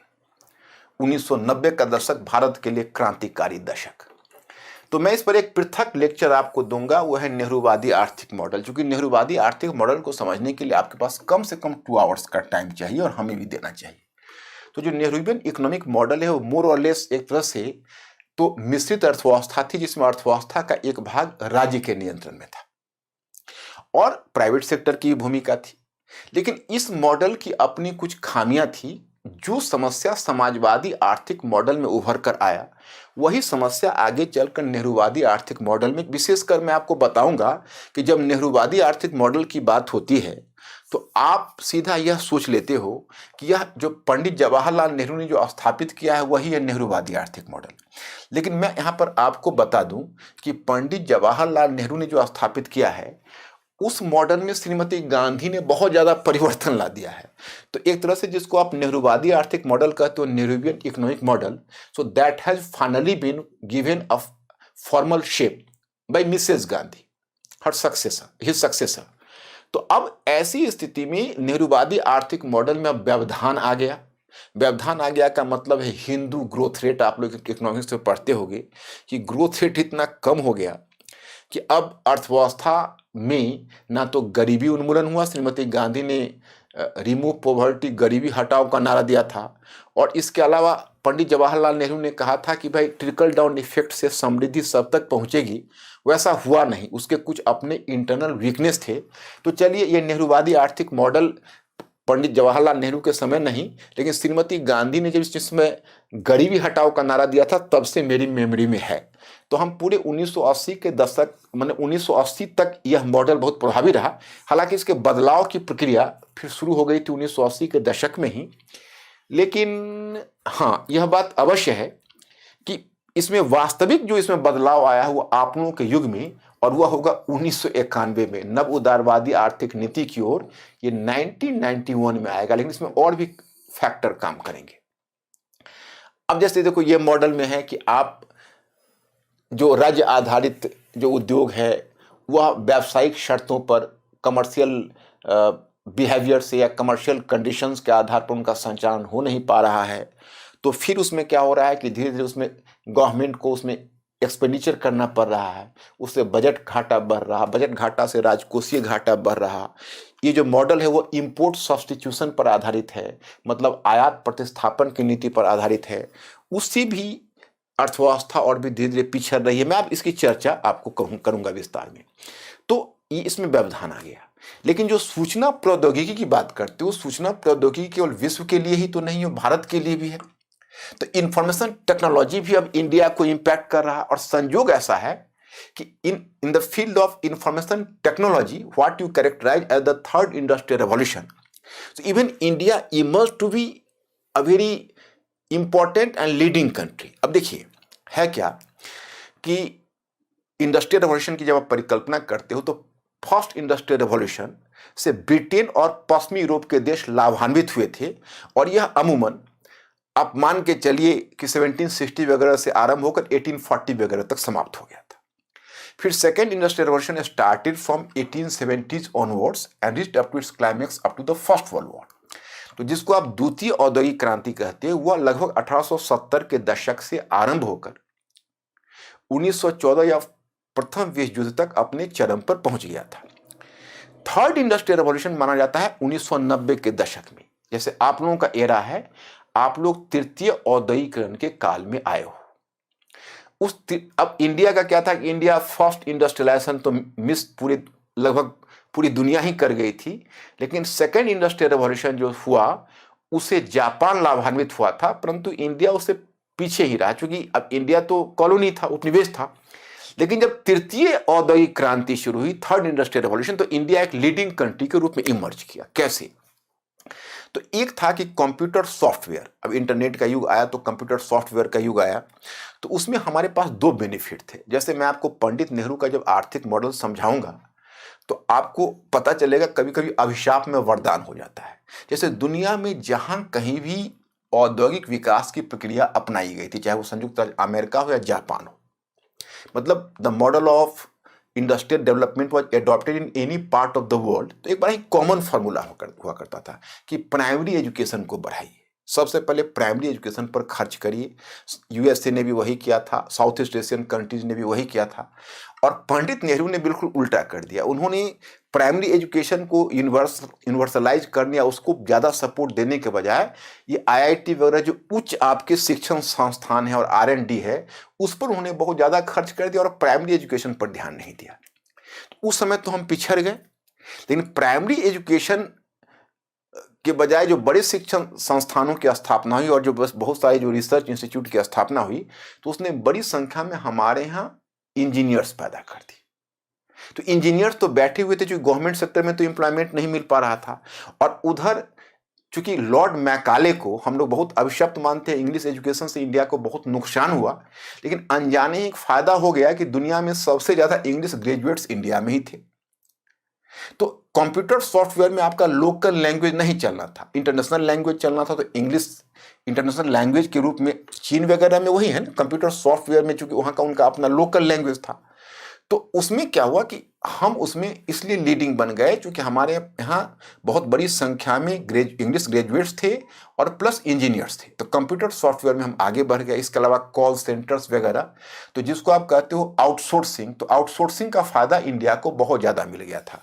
तो ये मैं आपको खैर बताना चाहता था कि सूचना प्रौद्योगिकी का भी एक बहुत बड़ा योगदान है और अंतर्राष्ट्रीय वित्तीय निगमों का दबाव। अब अंतर्राष्ट्रीय वित्तीय निगमों ने क्या चाल चली, अब देखिए हमारे यहाँ जिस समय 1990 के दशक में एक दो दुखद घटना हुई थी। घटना ये हुई थी कि 1990 के दशक में तो पहले, मतलब अब इसको मैं दुखद नहीं मानता, दुखद मैं आगे के सेंस में कह रहा कि जैसे कांग्रेस चुनाव लूज कर गया और जनता दल, एक बीपी सिंह थे, विश्वनाथ प्रताप सिंह, उन्होंने कई पार्टियों के साथ मिलकर जनता दल का गठन किया था। वो चुनाव लड़े, हालांकि कांग्रेस लार्जेस्ट पार्टी के रूप में उभरी, लेकिन बीजेपी और कम्युनिस्ट पार्टी के समर्थन से बीपी सिंह ने, विश्वनाथ प्रताप सिंह ने अपनी सरकार बनाई थी, जनता दल की सरकार 1990। और लेकिन वो सरकार अधिक समय तक नहीं चल सकी, मात्र 11 महीने तक चल सकी। उसके बाद 2-3 महीने चंद्रशेखर के अंतर्गत एक गवर्नमेंट चली, वो भी गवर्नमेंट गिर गई। तो फिर 1991 में चुनाव हुए। एक ही वर्ष के बाद जब वो चुनाव हुए तो उस चुनाव में राजीव गांधी एक अच्छे मतलब कांग्रेस के लीडर के रूप में स्थापित थे, मतलब उनकी स्थिति काफ़ी मजबूत थी और लोकप्रियता भी मिल रही थी। हालांकि फिर भी कांग्रेस अस्पष्ट बहुमत की स्थिति में नहीं था। उसी समय दुखद घटना हो गई कि तमिलनाडु के पेरम्बदूर में उनका एसेसिनेशन हो गया चुनाव के बीच। तो बाद के फेज के चुनाव में इसमें कांग्रेस को काफ़ी लाभ मिला उसका, तो उसमें कांग्रेस को सीटें ज़्यादा मिली। संभवतः हमें पूरी तो याद नहीं है, संभवतः 244 सीटें लेने में कांग्रेस कामयाब रही थी। फिर भी कांग्रेस को कुछ आउटसाइड सपोर्ट चाहिए था, तो कुछ एमपीज को मतलब कांग्रेस ने मैनेज किया। और फिर उसके बाद मतलब मैनेज से हमारा मतलब है कुछ एमपी से वार्ता की, कुछ एमपीज का समर्थन मिल गया, तो फिर क्या हुआ कि उससे सरकार बन गई। लेकिन उस समय राजीव गांधी के बाद उसमें सोनिया गांधी ने सत्ता लेने से मना कर दिया था सरकार में आने से, तो उस समय नरसिम्हा राव एक वरिष्ठ मेंबर थे, उनको सरकार मिली।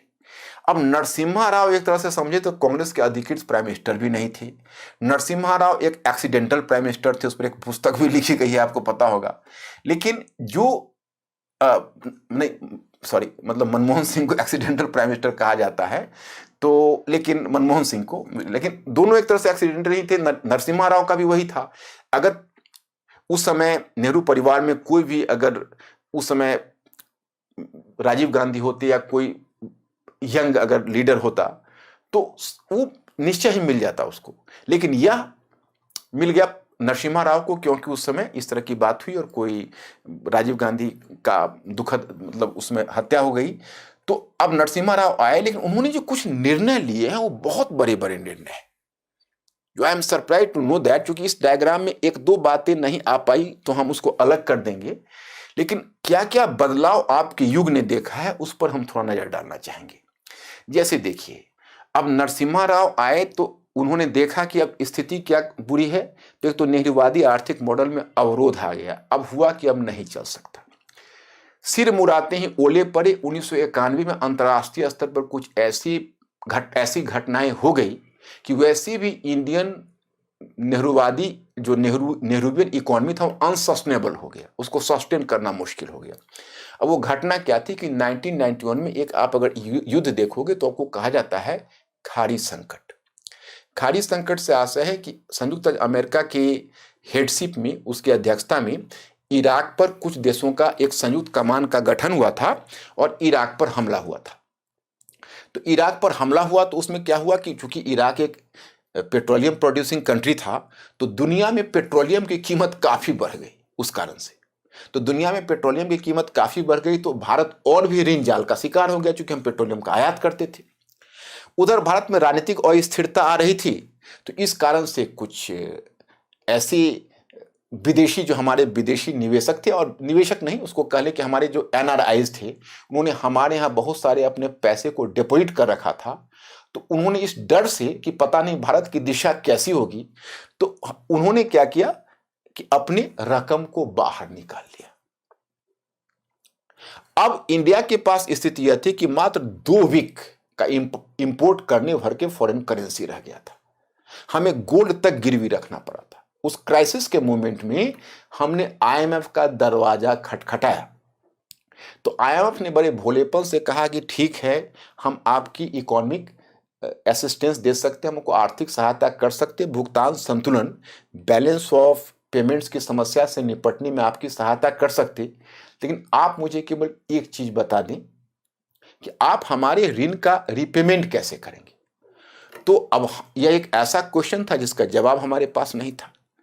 तो हम, या बाकी तृतीय विश्व के देश भी, क्योंकि तृतीय विश्व के देशों को उसमें जबरन खुलवाया गया क्राइसिस में, लेकिन वो क्राइसिस आगे चलकर हमारे लिए उपयोगी हो गया। तो हमने उनसे पूछा कि ठीक है, आप ये बात तो कह रहे हो, लेकिन इसके लिए हमें क्या करना होगा। तो उन्होंने कहा कि इसके लिए आपको कुछ काम करने होंगे, आपको अपने बैंकिंग नीति में परिवर्तन लाना होगा, आयात दर कम करनी होगी, आपको अपने व्यापारिक नीति को, ट्रेड पॉलिसी को बदलना होगा, मार्केट को खोलना होगा, प्राइवेटाइजेशन करना होगा, निजीकरण करना होगा, आप ज़्यादा से ज़्यादा उद्योगों को निजी क्षेत्र में आप लाइए, बीमार उद्योगों को बंद करिए, जो सब्सिडीज देते हो, जो आपकी इकोनॉमी पर अधिभार है उसको कम करो, आप राजकोषीय घाटा को कम करो, फिस्कल डेफिसिट को कम करो।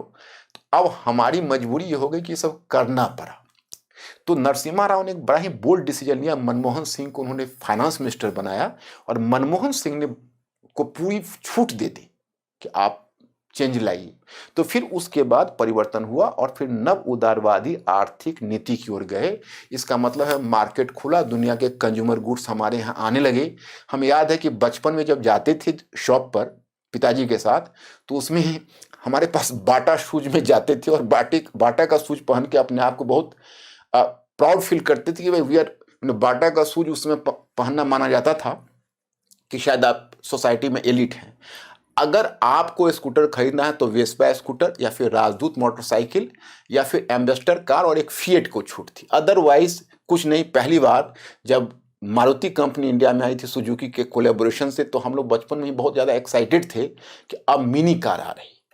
तो मतलब यह है कि उस समय का कंज्यूमर मार्केट हमने देखा हुआ है। आज तो आप लोगों को इतना कंज्यूमरिज्म है कि किसी शॉप में अगर शूज खरीदना हो, मोबाइल फ़ोन खरीदना हो, तो हर चीज़ में इतनी चॉइसेस हैं कि कन्फ्यूजन हो जाता है। अब हमें वो दिन अच्छे लगते हैं कि जब चॉइसेस कम थे और मेंटल पीस था, क्योंकि आज आप कितना भी कॉस्ट में आप अपना सेल फोन लाओगे तो देखोगे बगल वाले उससे बड़े कॉस्ट में उससे ज़्यादा लेटेस्ट ले आते हैं और आप अपने आप को बड़ा पिटा हुआ सा महसूस करते हो। हालांकि मैं उस दौर में नहीं हूं, मैं आपको आश्वस्त करूं, I am giving your example, क्योंकि आप लोगों का जो एज है उसमें प्राय ये फीलिंग इस तरह की होती है। अब तो हम लोगों के हाथ में कोई भी आ जाए तो, लेकिन ये हम लोग भी जब यंग थे तो ये चीज़ें दिमाग में थी कि भाई मैं सबसे अच्छा ये इस आउटलेट का पहनूं, लेकिन हमारे पास चॉइस ही नहीं थी। आपके पास बहुत सारे चॉइस हैं। तो ये कंज्यूमरिज्म जो आया है वो नव उदारवादी आर्थिक नीति से आया है और आप लोग उस युग में हो। फिर अब देखो राजनीतिक क्षेत्र में क्या परिवर्तन होने जा रहे हैं, उस राजनीतिक क्षेत्र के परिवर्तन पर हम चर्चा करेंगे और इसी चर्चा से थोड़ा सा समाज पर चर्चा करेंगे। फिर हमारा पूरे 1990 के दशक की समझ विकसित हो जाएगी। लेकिन राजनीति पर आने से पहले अचानक मुझे एक कार्टून उस समय का याद आ गया जो मैं आपके साथ शेयर करना चाहूंगा।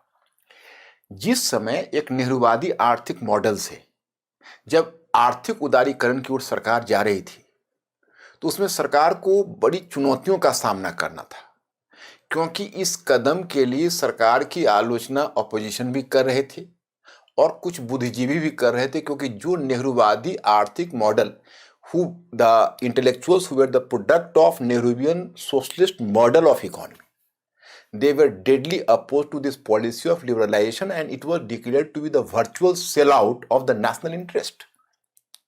ऐसा माना गया कि यह राष्ट्रीय हित का बिक्री कर देना है। हमें याद है अभी भी टाइम्स ऑफ इंडिया का वह कार्टून, जब वहाँ पर नरसिम्हा राव खड़े हैं और कार्टून कुछ इस तरह का है। जब मैं इसको विजुअलाइज करता हूँ, आप लोग केवल अनुमान करिए कि नरसिम्हा राव खड़े हैं, उनका पहनने का जो स्टाइल होता था वो अधिकतर पीली धोती पहनते थे और धोती के बाद धोती और कुर्ता, उसके ऊपर एक अंगोछा कंधे पर रखते थे, टिपिकल ब्राह्मणिक वेश में। तो वो अधिकतर उनका होता था, हालांकि सूट भी पहनते थे लेकिन यह ड्रेस उनका होता था प्राय। तो वो ऐसे खड़े हैं और उधर से कुछ वर्ल्ड बैंक और आईएमएफ के कुछ रिप्रेजेंटेटिव शायद आए हैं, जो हैट पहने हुए हैं, बड़े लॉन्ग कोट पहने हुए हैं और कुछ वो मुख में सिगार रखे हुए हैं और वार्ता करके वो लौटता हुआ उनका दृश्य है कि वो जा रहे हैं। और नरसिम्हा राव अपने सेक्रेटरी को एड्रेस करते हुए कह रहे हैं कि अब तो भाई बड़ी अजीब बात है। पहले उन्होंने कहा बैंकिंग पॉलिसी चेंज करो, हमने चेंज किया। फिर कहा ट्रेड पॉलिसी चेंज करो, हमने वह भी चेंज किया। इंडस्ट्रियल पॉलिसी चेंज करो, हमने चेंज किया। अब कह रहे हैं ड्रेस बदलो, ड्रेस चेंज करो। तो मतलब उस समय इस बात को लग रहा था कि भाई ये आईएमएफ के दबाव में, क्योंकि बैक स्टेज जो पुस्तक लिखी है अभी, बहुत बढ़िया पुस्तक है, मैंने चर्चा भी की थी बुक रिव्यू में आपके साथ, जो मुंतिक सिंह आहलूवालिया जो फाइनेंस सेक्रेटरी भी रहे थे, तो उन्होंने जो उस पुस्तक को लिखी है और प्लानिंग कमीशन के वाइस प्रेसिडेंट भी रहे थे, तो उन्होंने जो ये पुस्तक लिखी है उसमें उन्होंने इसका बार बार जिक्र किया है कि हमने प्रेशर में ही कोई डिसीजन नहीं लिया, ये हमारी इच्छा थी। एनीवे, तो ये एक पहलू है। अब हम राजनीतिक क्षेत्र में आते हैं। राजनीतिक क्षेत्र में देखिए, हमने एक संविधान को आत्मार्पित, आत्मार्पित और अंगीकृत कर लिया, चलिए 26 जनवरी 1950 को। लेकिन क्या भारत में वो ट्रू डेमोक्रेसी आया? नहीं आ सका, क्योंकि देखिए हमारी जो चुनावी राजनीति थी, एजुकेशन पिछड़ा हुआ था, आप कह सकते हो बहुत ज़्यादा आर्थिक और सामाजिक यानी इकोनॉमिक और सोशल डिवीजन था। तो इतनी सारी कॉन्स्टेंट्स को रखते हुए सही मायने में हमारे यहाँ डेमोक्रेसी प्रोग्रेस नहीं कर पा रही थी।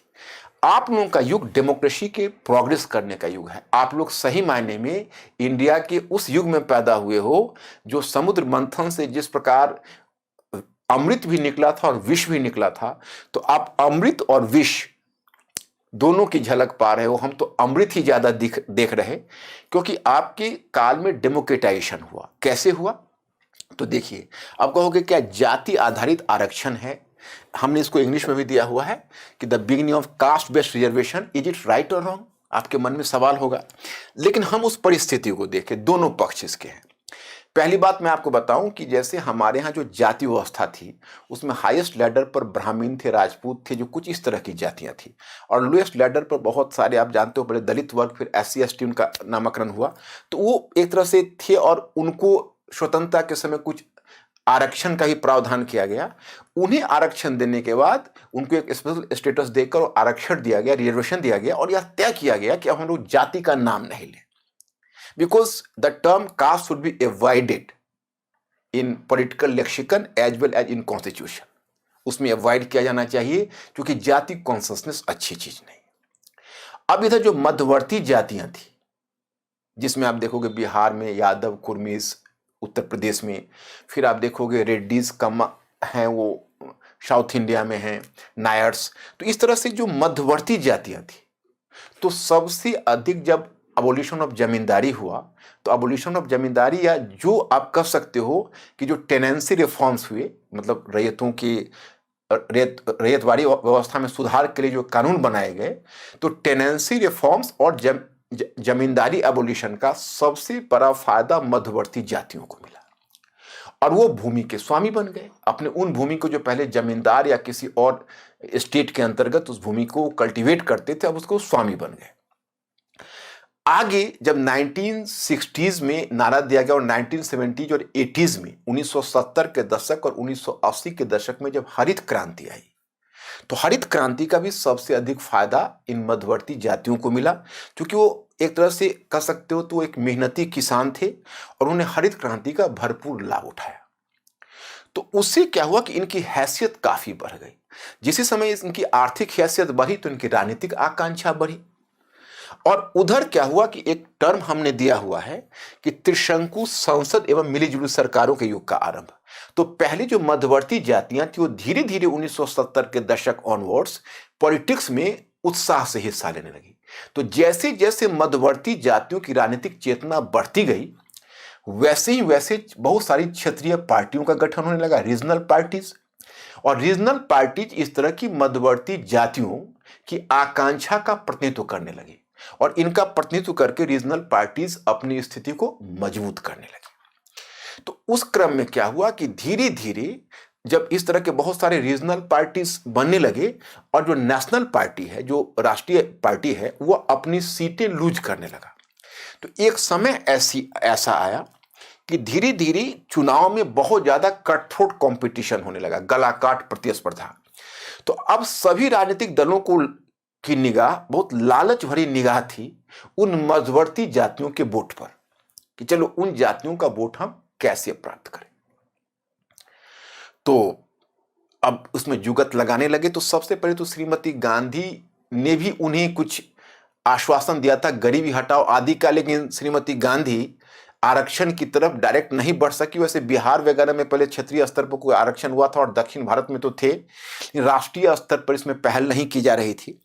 तो जब श्रीमती गांधी अपने फर्स्ट टेन्योर में जब डिफीट हुआ उसका, और जब जनता पार्टी की सरकार 1977 और 1979 के बीच आई थी, तो इसी सरकार ने सबसे पहले मंडल आयोग का गठन किया था। और उसी क्रम में हुआ था कि अब जो मध्यवर्ती जातियां हैं, जिनको अदर बैकवर्ड कास्ट का नाम दिया गया, उनकी पहचान की जाएगी राष्ट्रीय स्तर पर और उन्हें आरक्षण दिया जाएगा।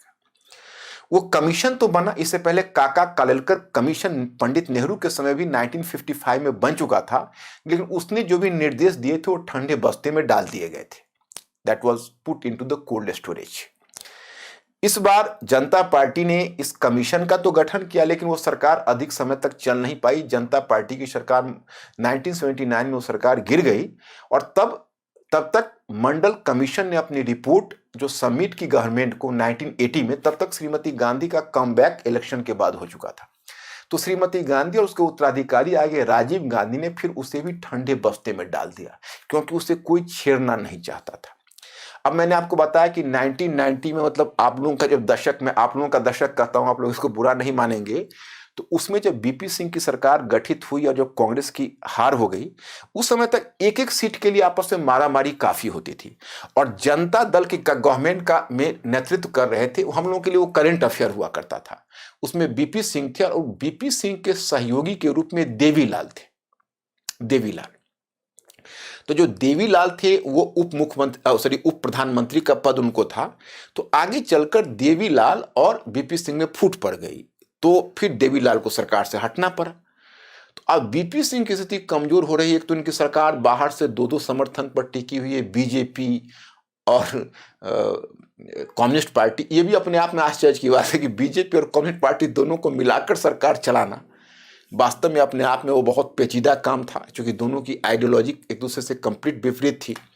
तो उन्होंने चलाई और फिर लेकिन जब उनको लगा कि अब हमारी स्थिति कमजोर हो गई, और देवीलाल ने उसी समय ये अगस्त के फर्स्ट वीक में, उन्होंने 9 अगस्त को संभवतः उन्होंने घोषणा कर दी कि पूरे जाटों का हम एक महासम्मेलन बुला रहे हैं दिल्ली रामलीला मैदान में।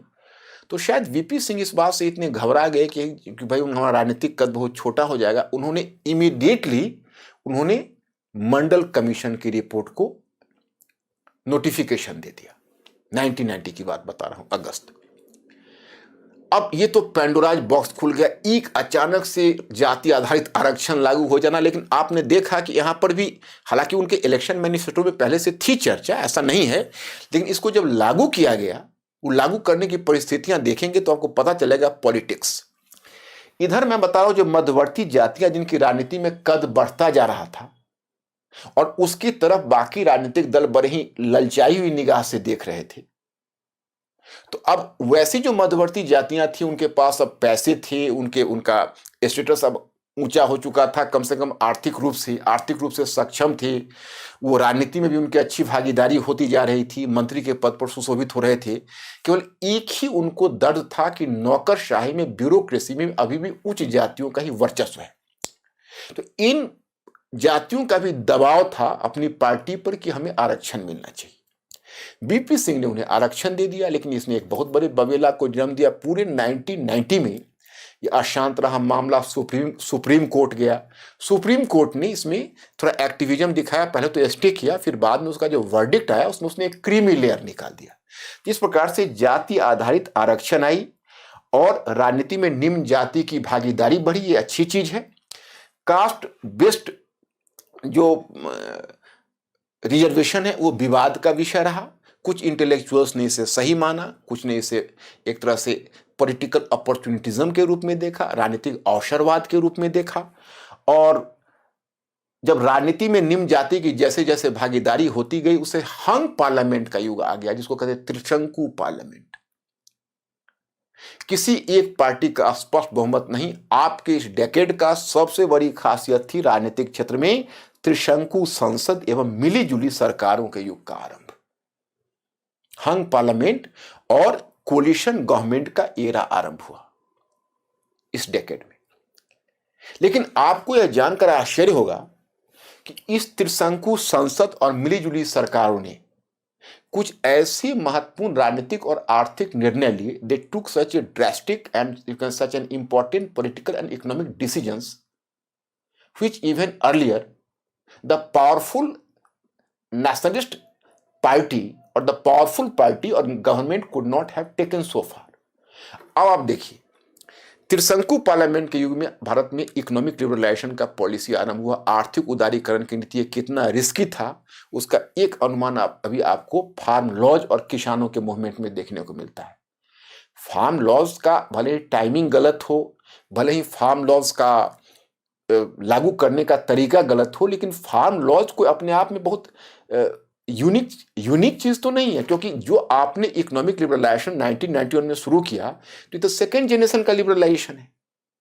उस समय मनमोहन सिंह और नरसिम्हा राव बड़े फॉर्चुनेट थे कि कॉमन पीपल का ध्यान नहीं गया। इसका कारण यह था कि उन्होंने एग्रीकल्चर को टच नहीं किया, और बाकी जो मिडिल क्लास थे, इंटेलेक्चुअल्स और जो इंडस्ट्रियलिस्ट और कैपिटलिस्ट थे, उनको बड़ी मतलब ढंग से उनको समझाया गया कि it is in your interest. शुरू में तो यहाँ के जो कैपिटलिस्ट क्लास थे वो भी बहुत डरे हुए थे, क्योंकि इतना प्रोटेक्टेड मार्केट में उन्होंने काम कर लिया था कि उनको अब वर्ल्ड कंपटीशन से बहुत डर लग रहा था।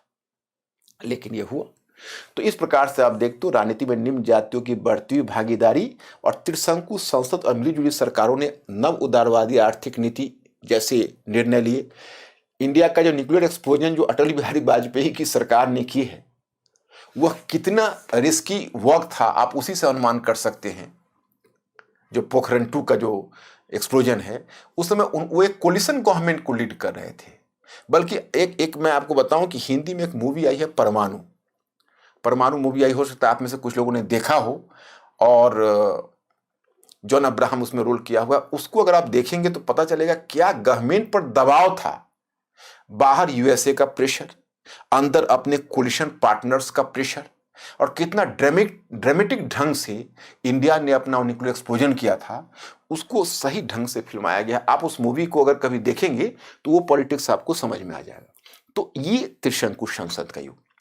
अब एक जो दिलचस्प दुखद चीज है, सॉरी दिलचस्प शब्द उपयुक्त नहीं है, धार्मिक मुद्दे का ध्रुवीकरण, मैंने इंग्लिश में भी दिया हुआ है इसलिए, पोलराइजेशन ऑन रिलीजियस बेसिस। अब पोलराइजेशन ऑफ रिलीजियस बेसिस का मतलब है कि the beginning of the, you can से, धार्मिक मुद्दे का पर ध्रुवीकरण। अब धार्मिक मुद्दे पर ध्रुवीकरण ये भारतीय राजनीति का बड़ा ही दुखद पहलू हुआ। और जो आप अयोध्या वगैरह वाला मामला जानते हैं, आप आज देख रहे हैं, उस समय के लिए बहुत ही एक डिवाइसिव इशू था, आज भी है, लेकिन उस समय के लिए ये जो मुद्दे थे कैसे कैसे उभरे, उस पर तो हम नहीं जाना चाहेंगे। फिलहाल मैं आपको बताऊं कि अब समस्या ये आ गई, 1990 का वो दशक, वो हम लोगों के लिए वो करंट अफेयर था, जब वीपी सिंह की सरकार ने जाति आधारित आरक्षण की घोषणा की।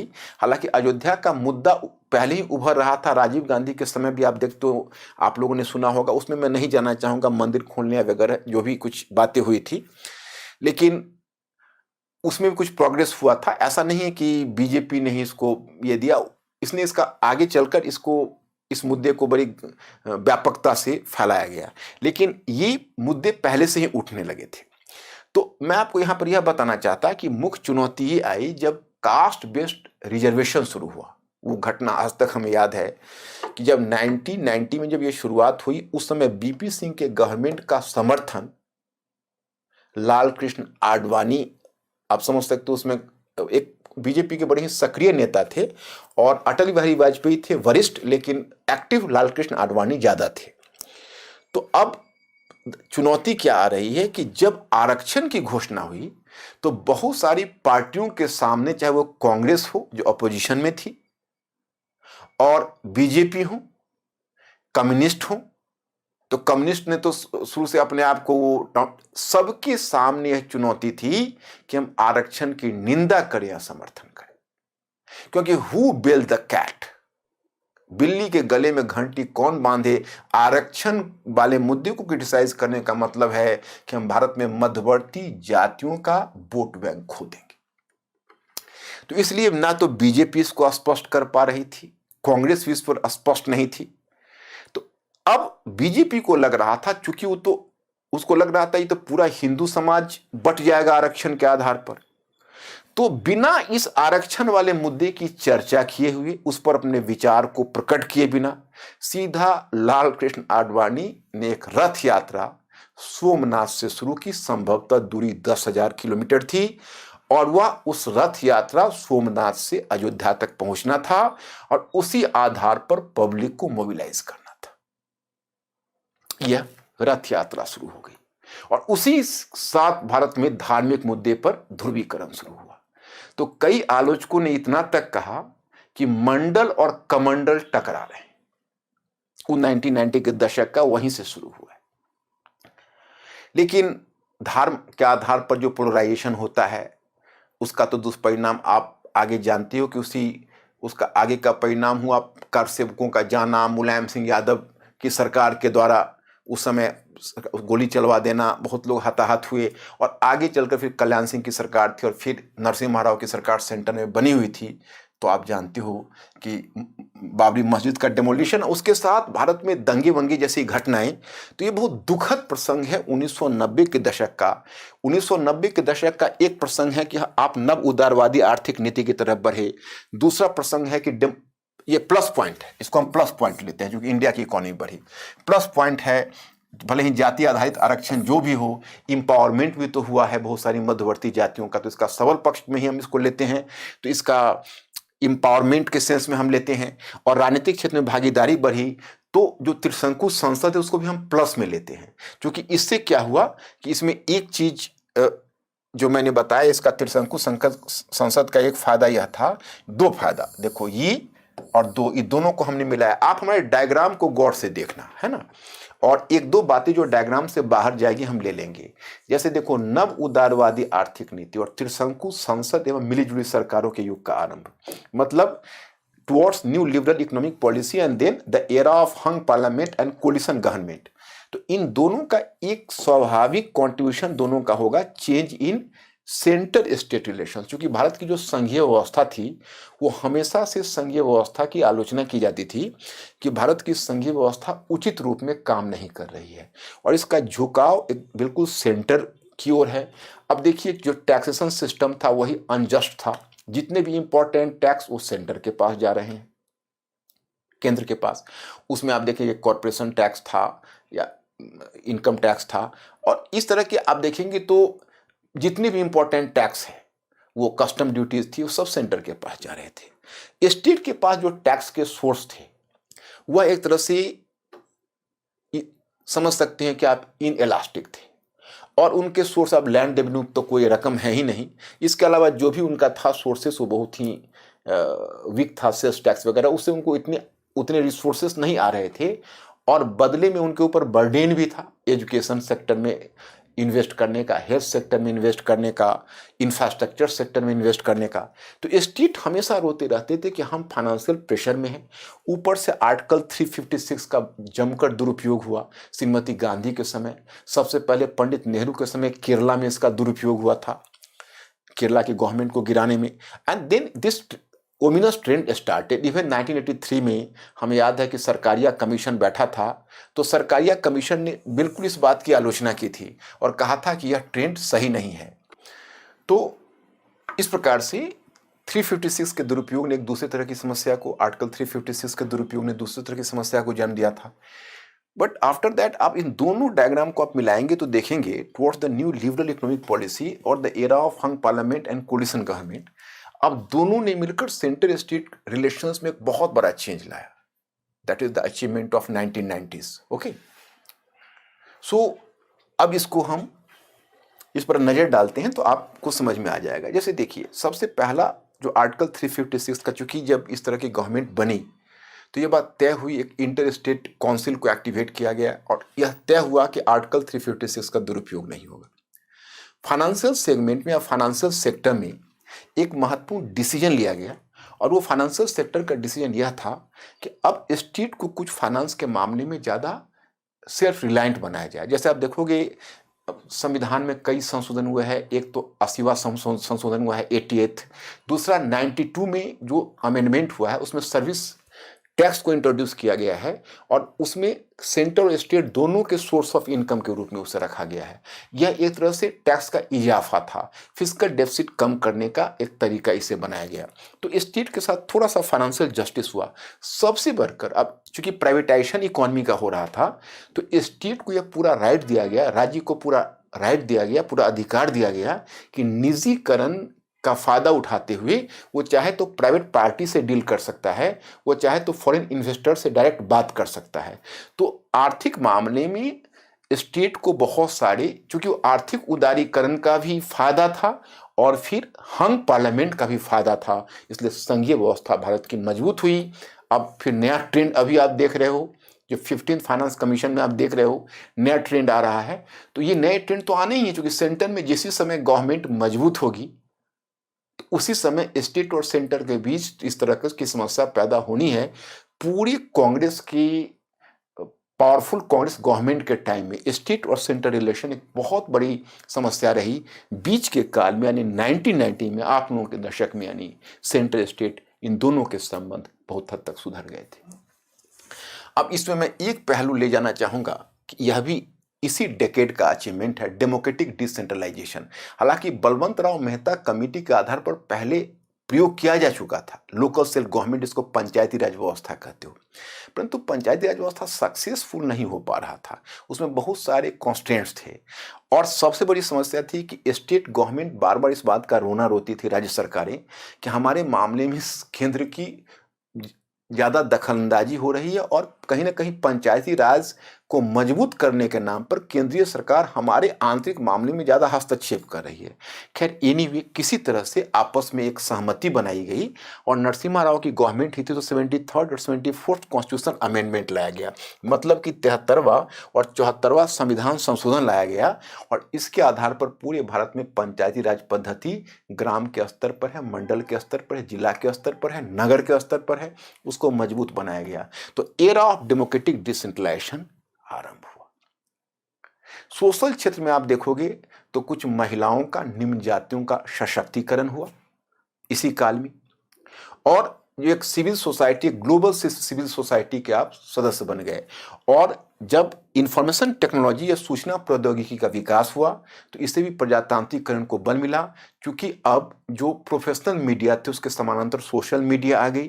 तो उस सोशल मीडिया के आने से एक छोटी सी घटना तक लोगों की पहुंच हुई। एक कैंडल मार्च या कह सकते हो ट्रायल बाय मीडिया, या एक छोटी सी किसी अगर दूरवर्ती क्षेत्र में कहीं किसी के साथ अन्याय हो रहा हो तो उसमें पूरे एक तरह से सिविल सोसाइटी उसका विरोध करने के लिए उतारू हो जाती है। यह ट्रेंड आपके डेकेड यानी 1990s के डेकेड ऑनवर्ड्स ही आ पाया है। तो ये सब अचीवमेंट है, यह एक मौन क्रांति है, that is a silent revolution, जो दिखता नहीं है, परंतु 1990 का दशक 1990s क्रांति का दशक है, वैश्विक स्तर पर भी क्रांति का दशक है और भारतीय स्तर पर भी क्रांति का दशक है। अगर कोई ऐसे व्यक्ति जो 1980 से पहले इस संसार से गुजर चुके, कब्र में हैं, और अगर उनको दोबारा जीवित करके खड़ा किया जाए और अब दिखाया जाए देखो ये दुनिया कैसी है, तो वह अचंभित रह जाएंगे कि हम कैसी दुनिया छोड़कर गए थे और कैसी दुनिया आ गई। तो मतलब ये अच्छे पक्ष भी हैं, थोड़ा सा बुरे पक्ष भी हैं। दोनों पक्ष जब आप इतिहास में मूल्यांकन करते हो तो सबल, स्ट्रेंथ एंड वीकनेस, दोनों पर नजर जाना आवश्यक है। तो वो बहुत ही स्वाभाविक है। मुझे लगता है ऐसा कि अब सबको एक दूसरे से लिंक करके इसका फायदा आप जनरल स्टडीज में भी उठा पाओगे। मैंने सिर्फ इसी की चर्चा की, अब दूसरे लेक्चर के साथ मैं फिर आगे उपस्थित होऊंगा। आज मैं यही रुक रहा। Thank you very much. और मैं आगे के लिए भी फिर एक आपको संदेश दे रहा कि कोशिश करेंगे कि पीछे के जो लेक्चर्स हैं उनको बार बार देखते रहें, उससे आपकी कैपिटलिज्म वगैरह की समझ और भी विकसित होगी। ओके।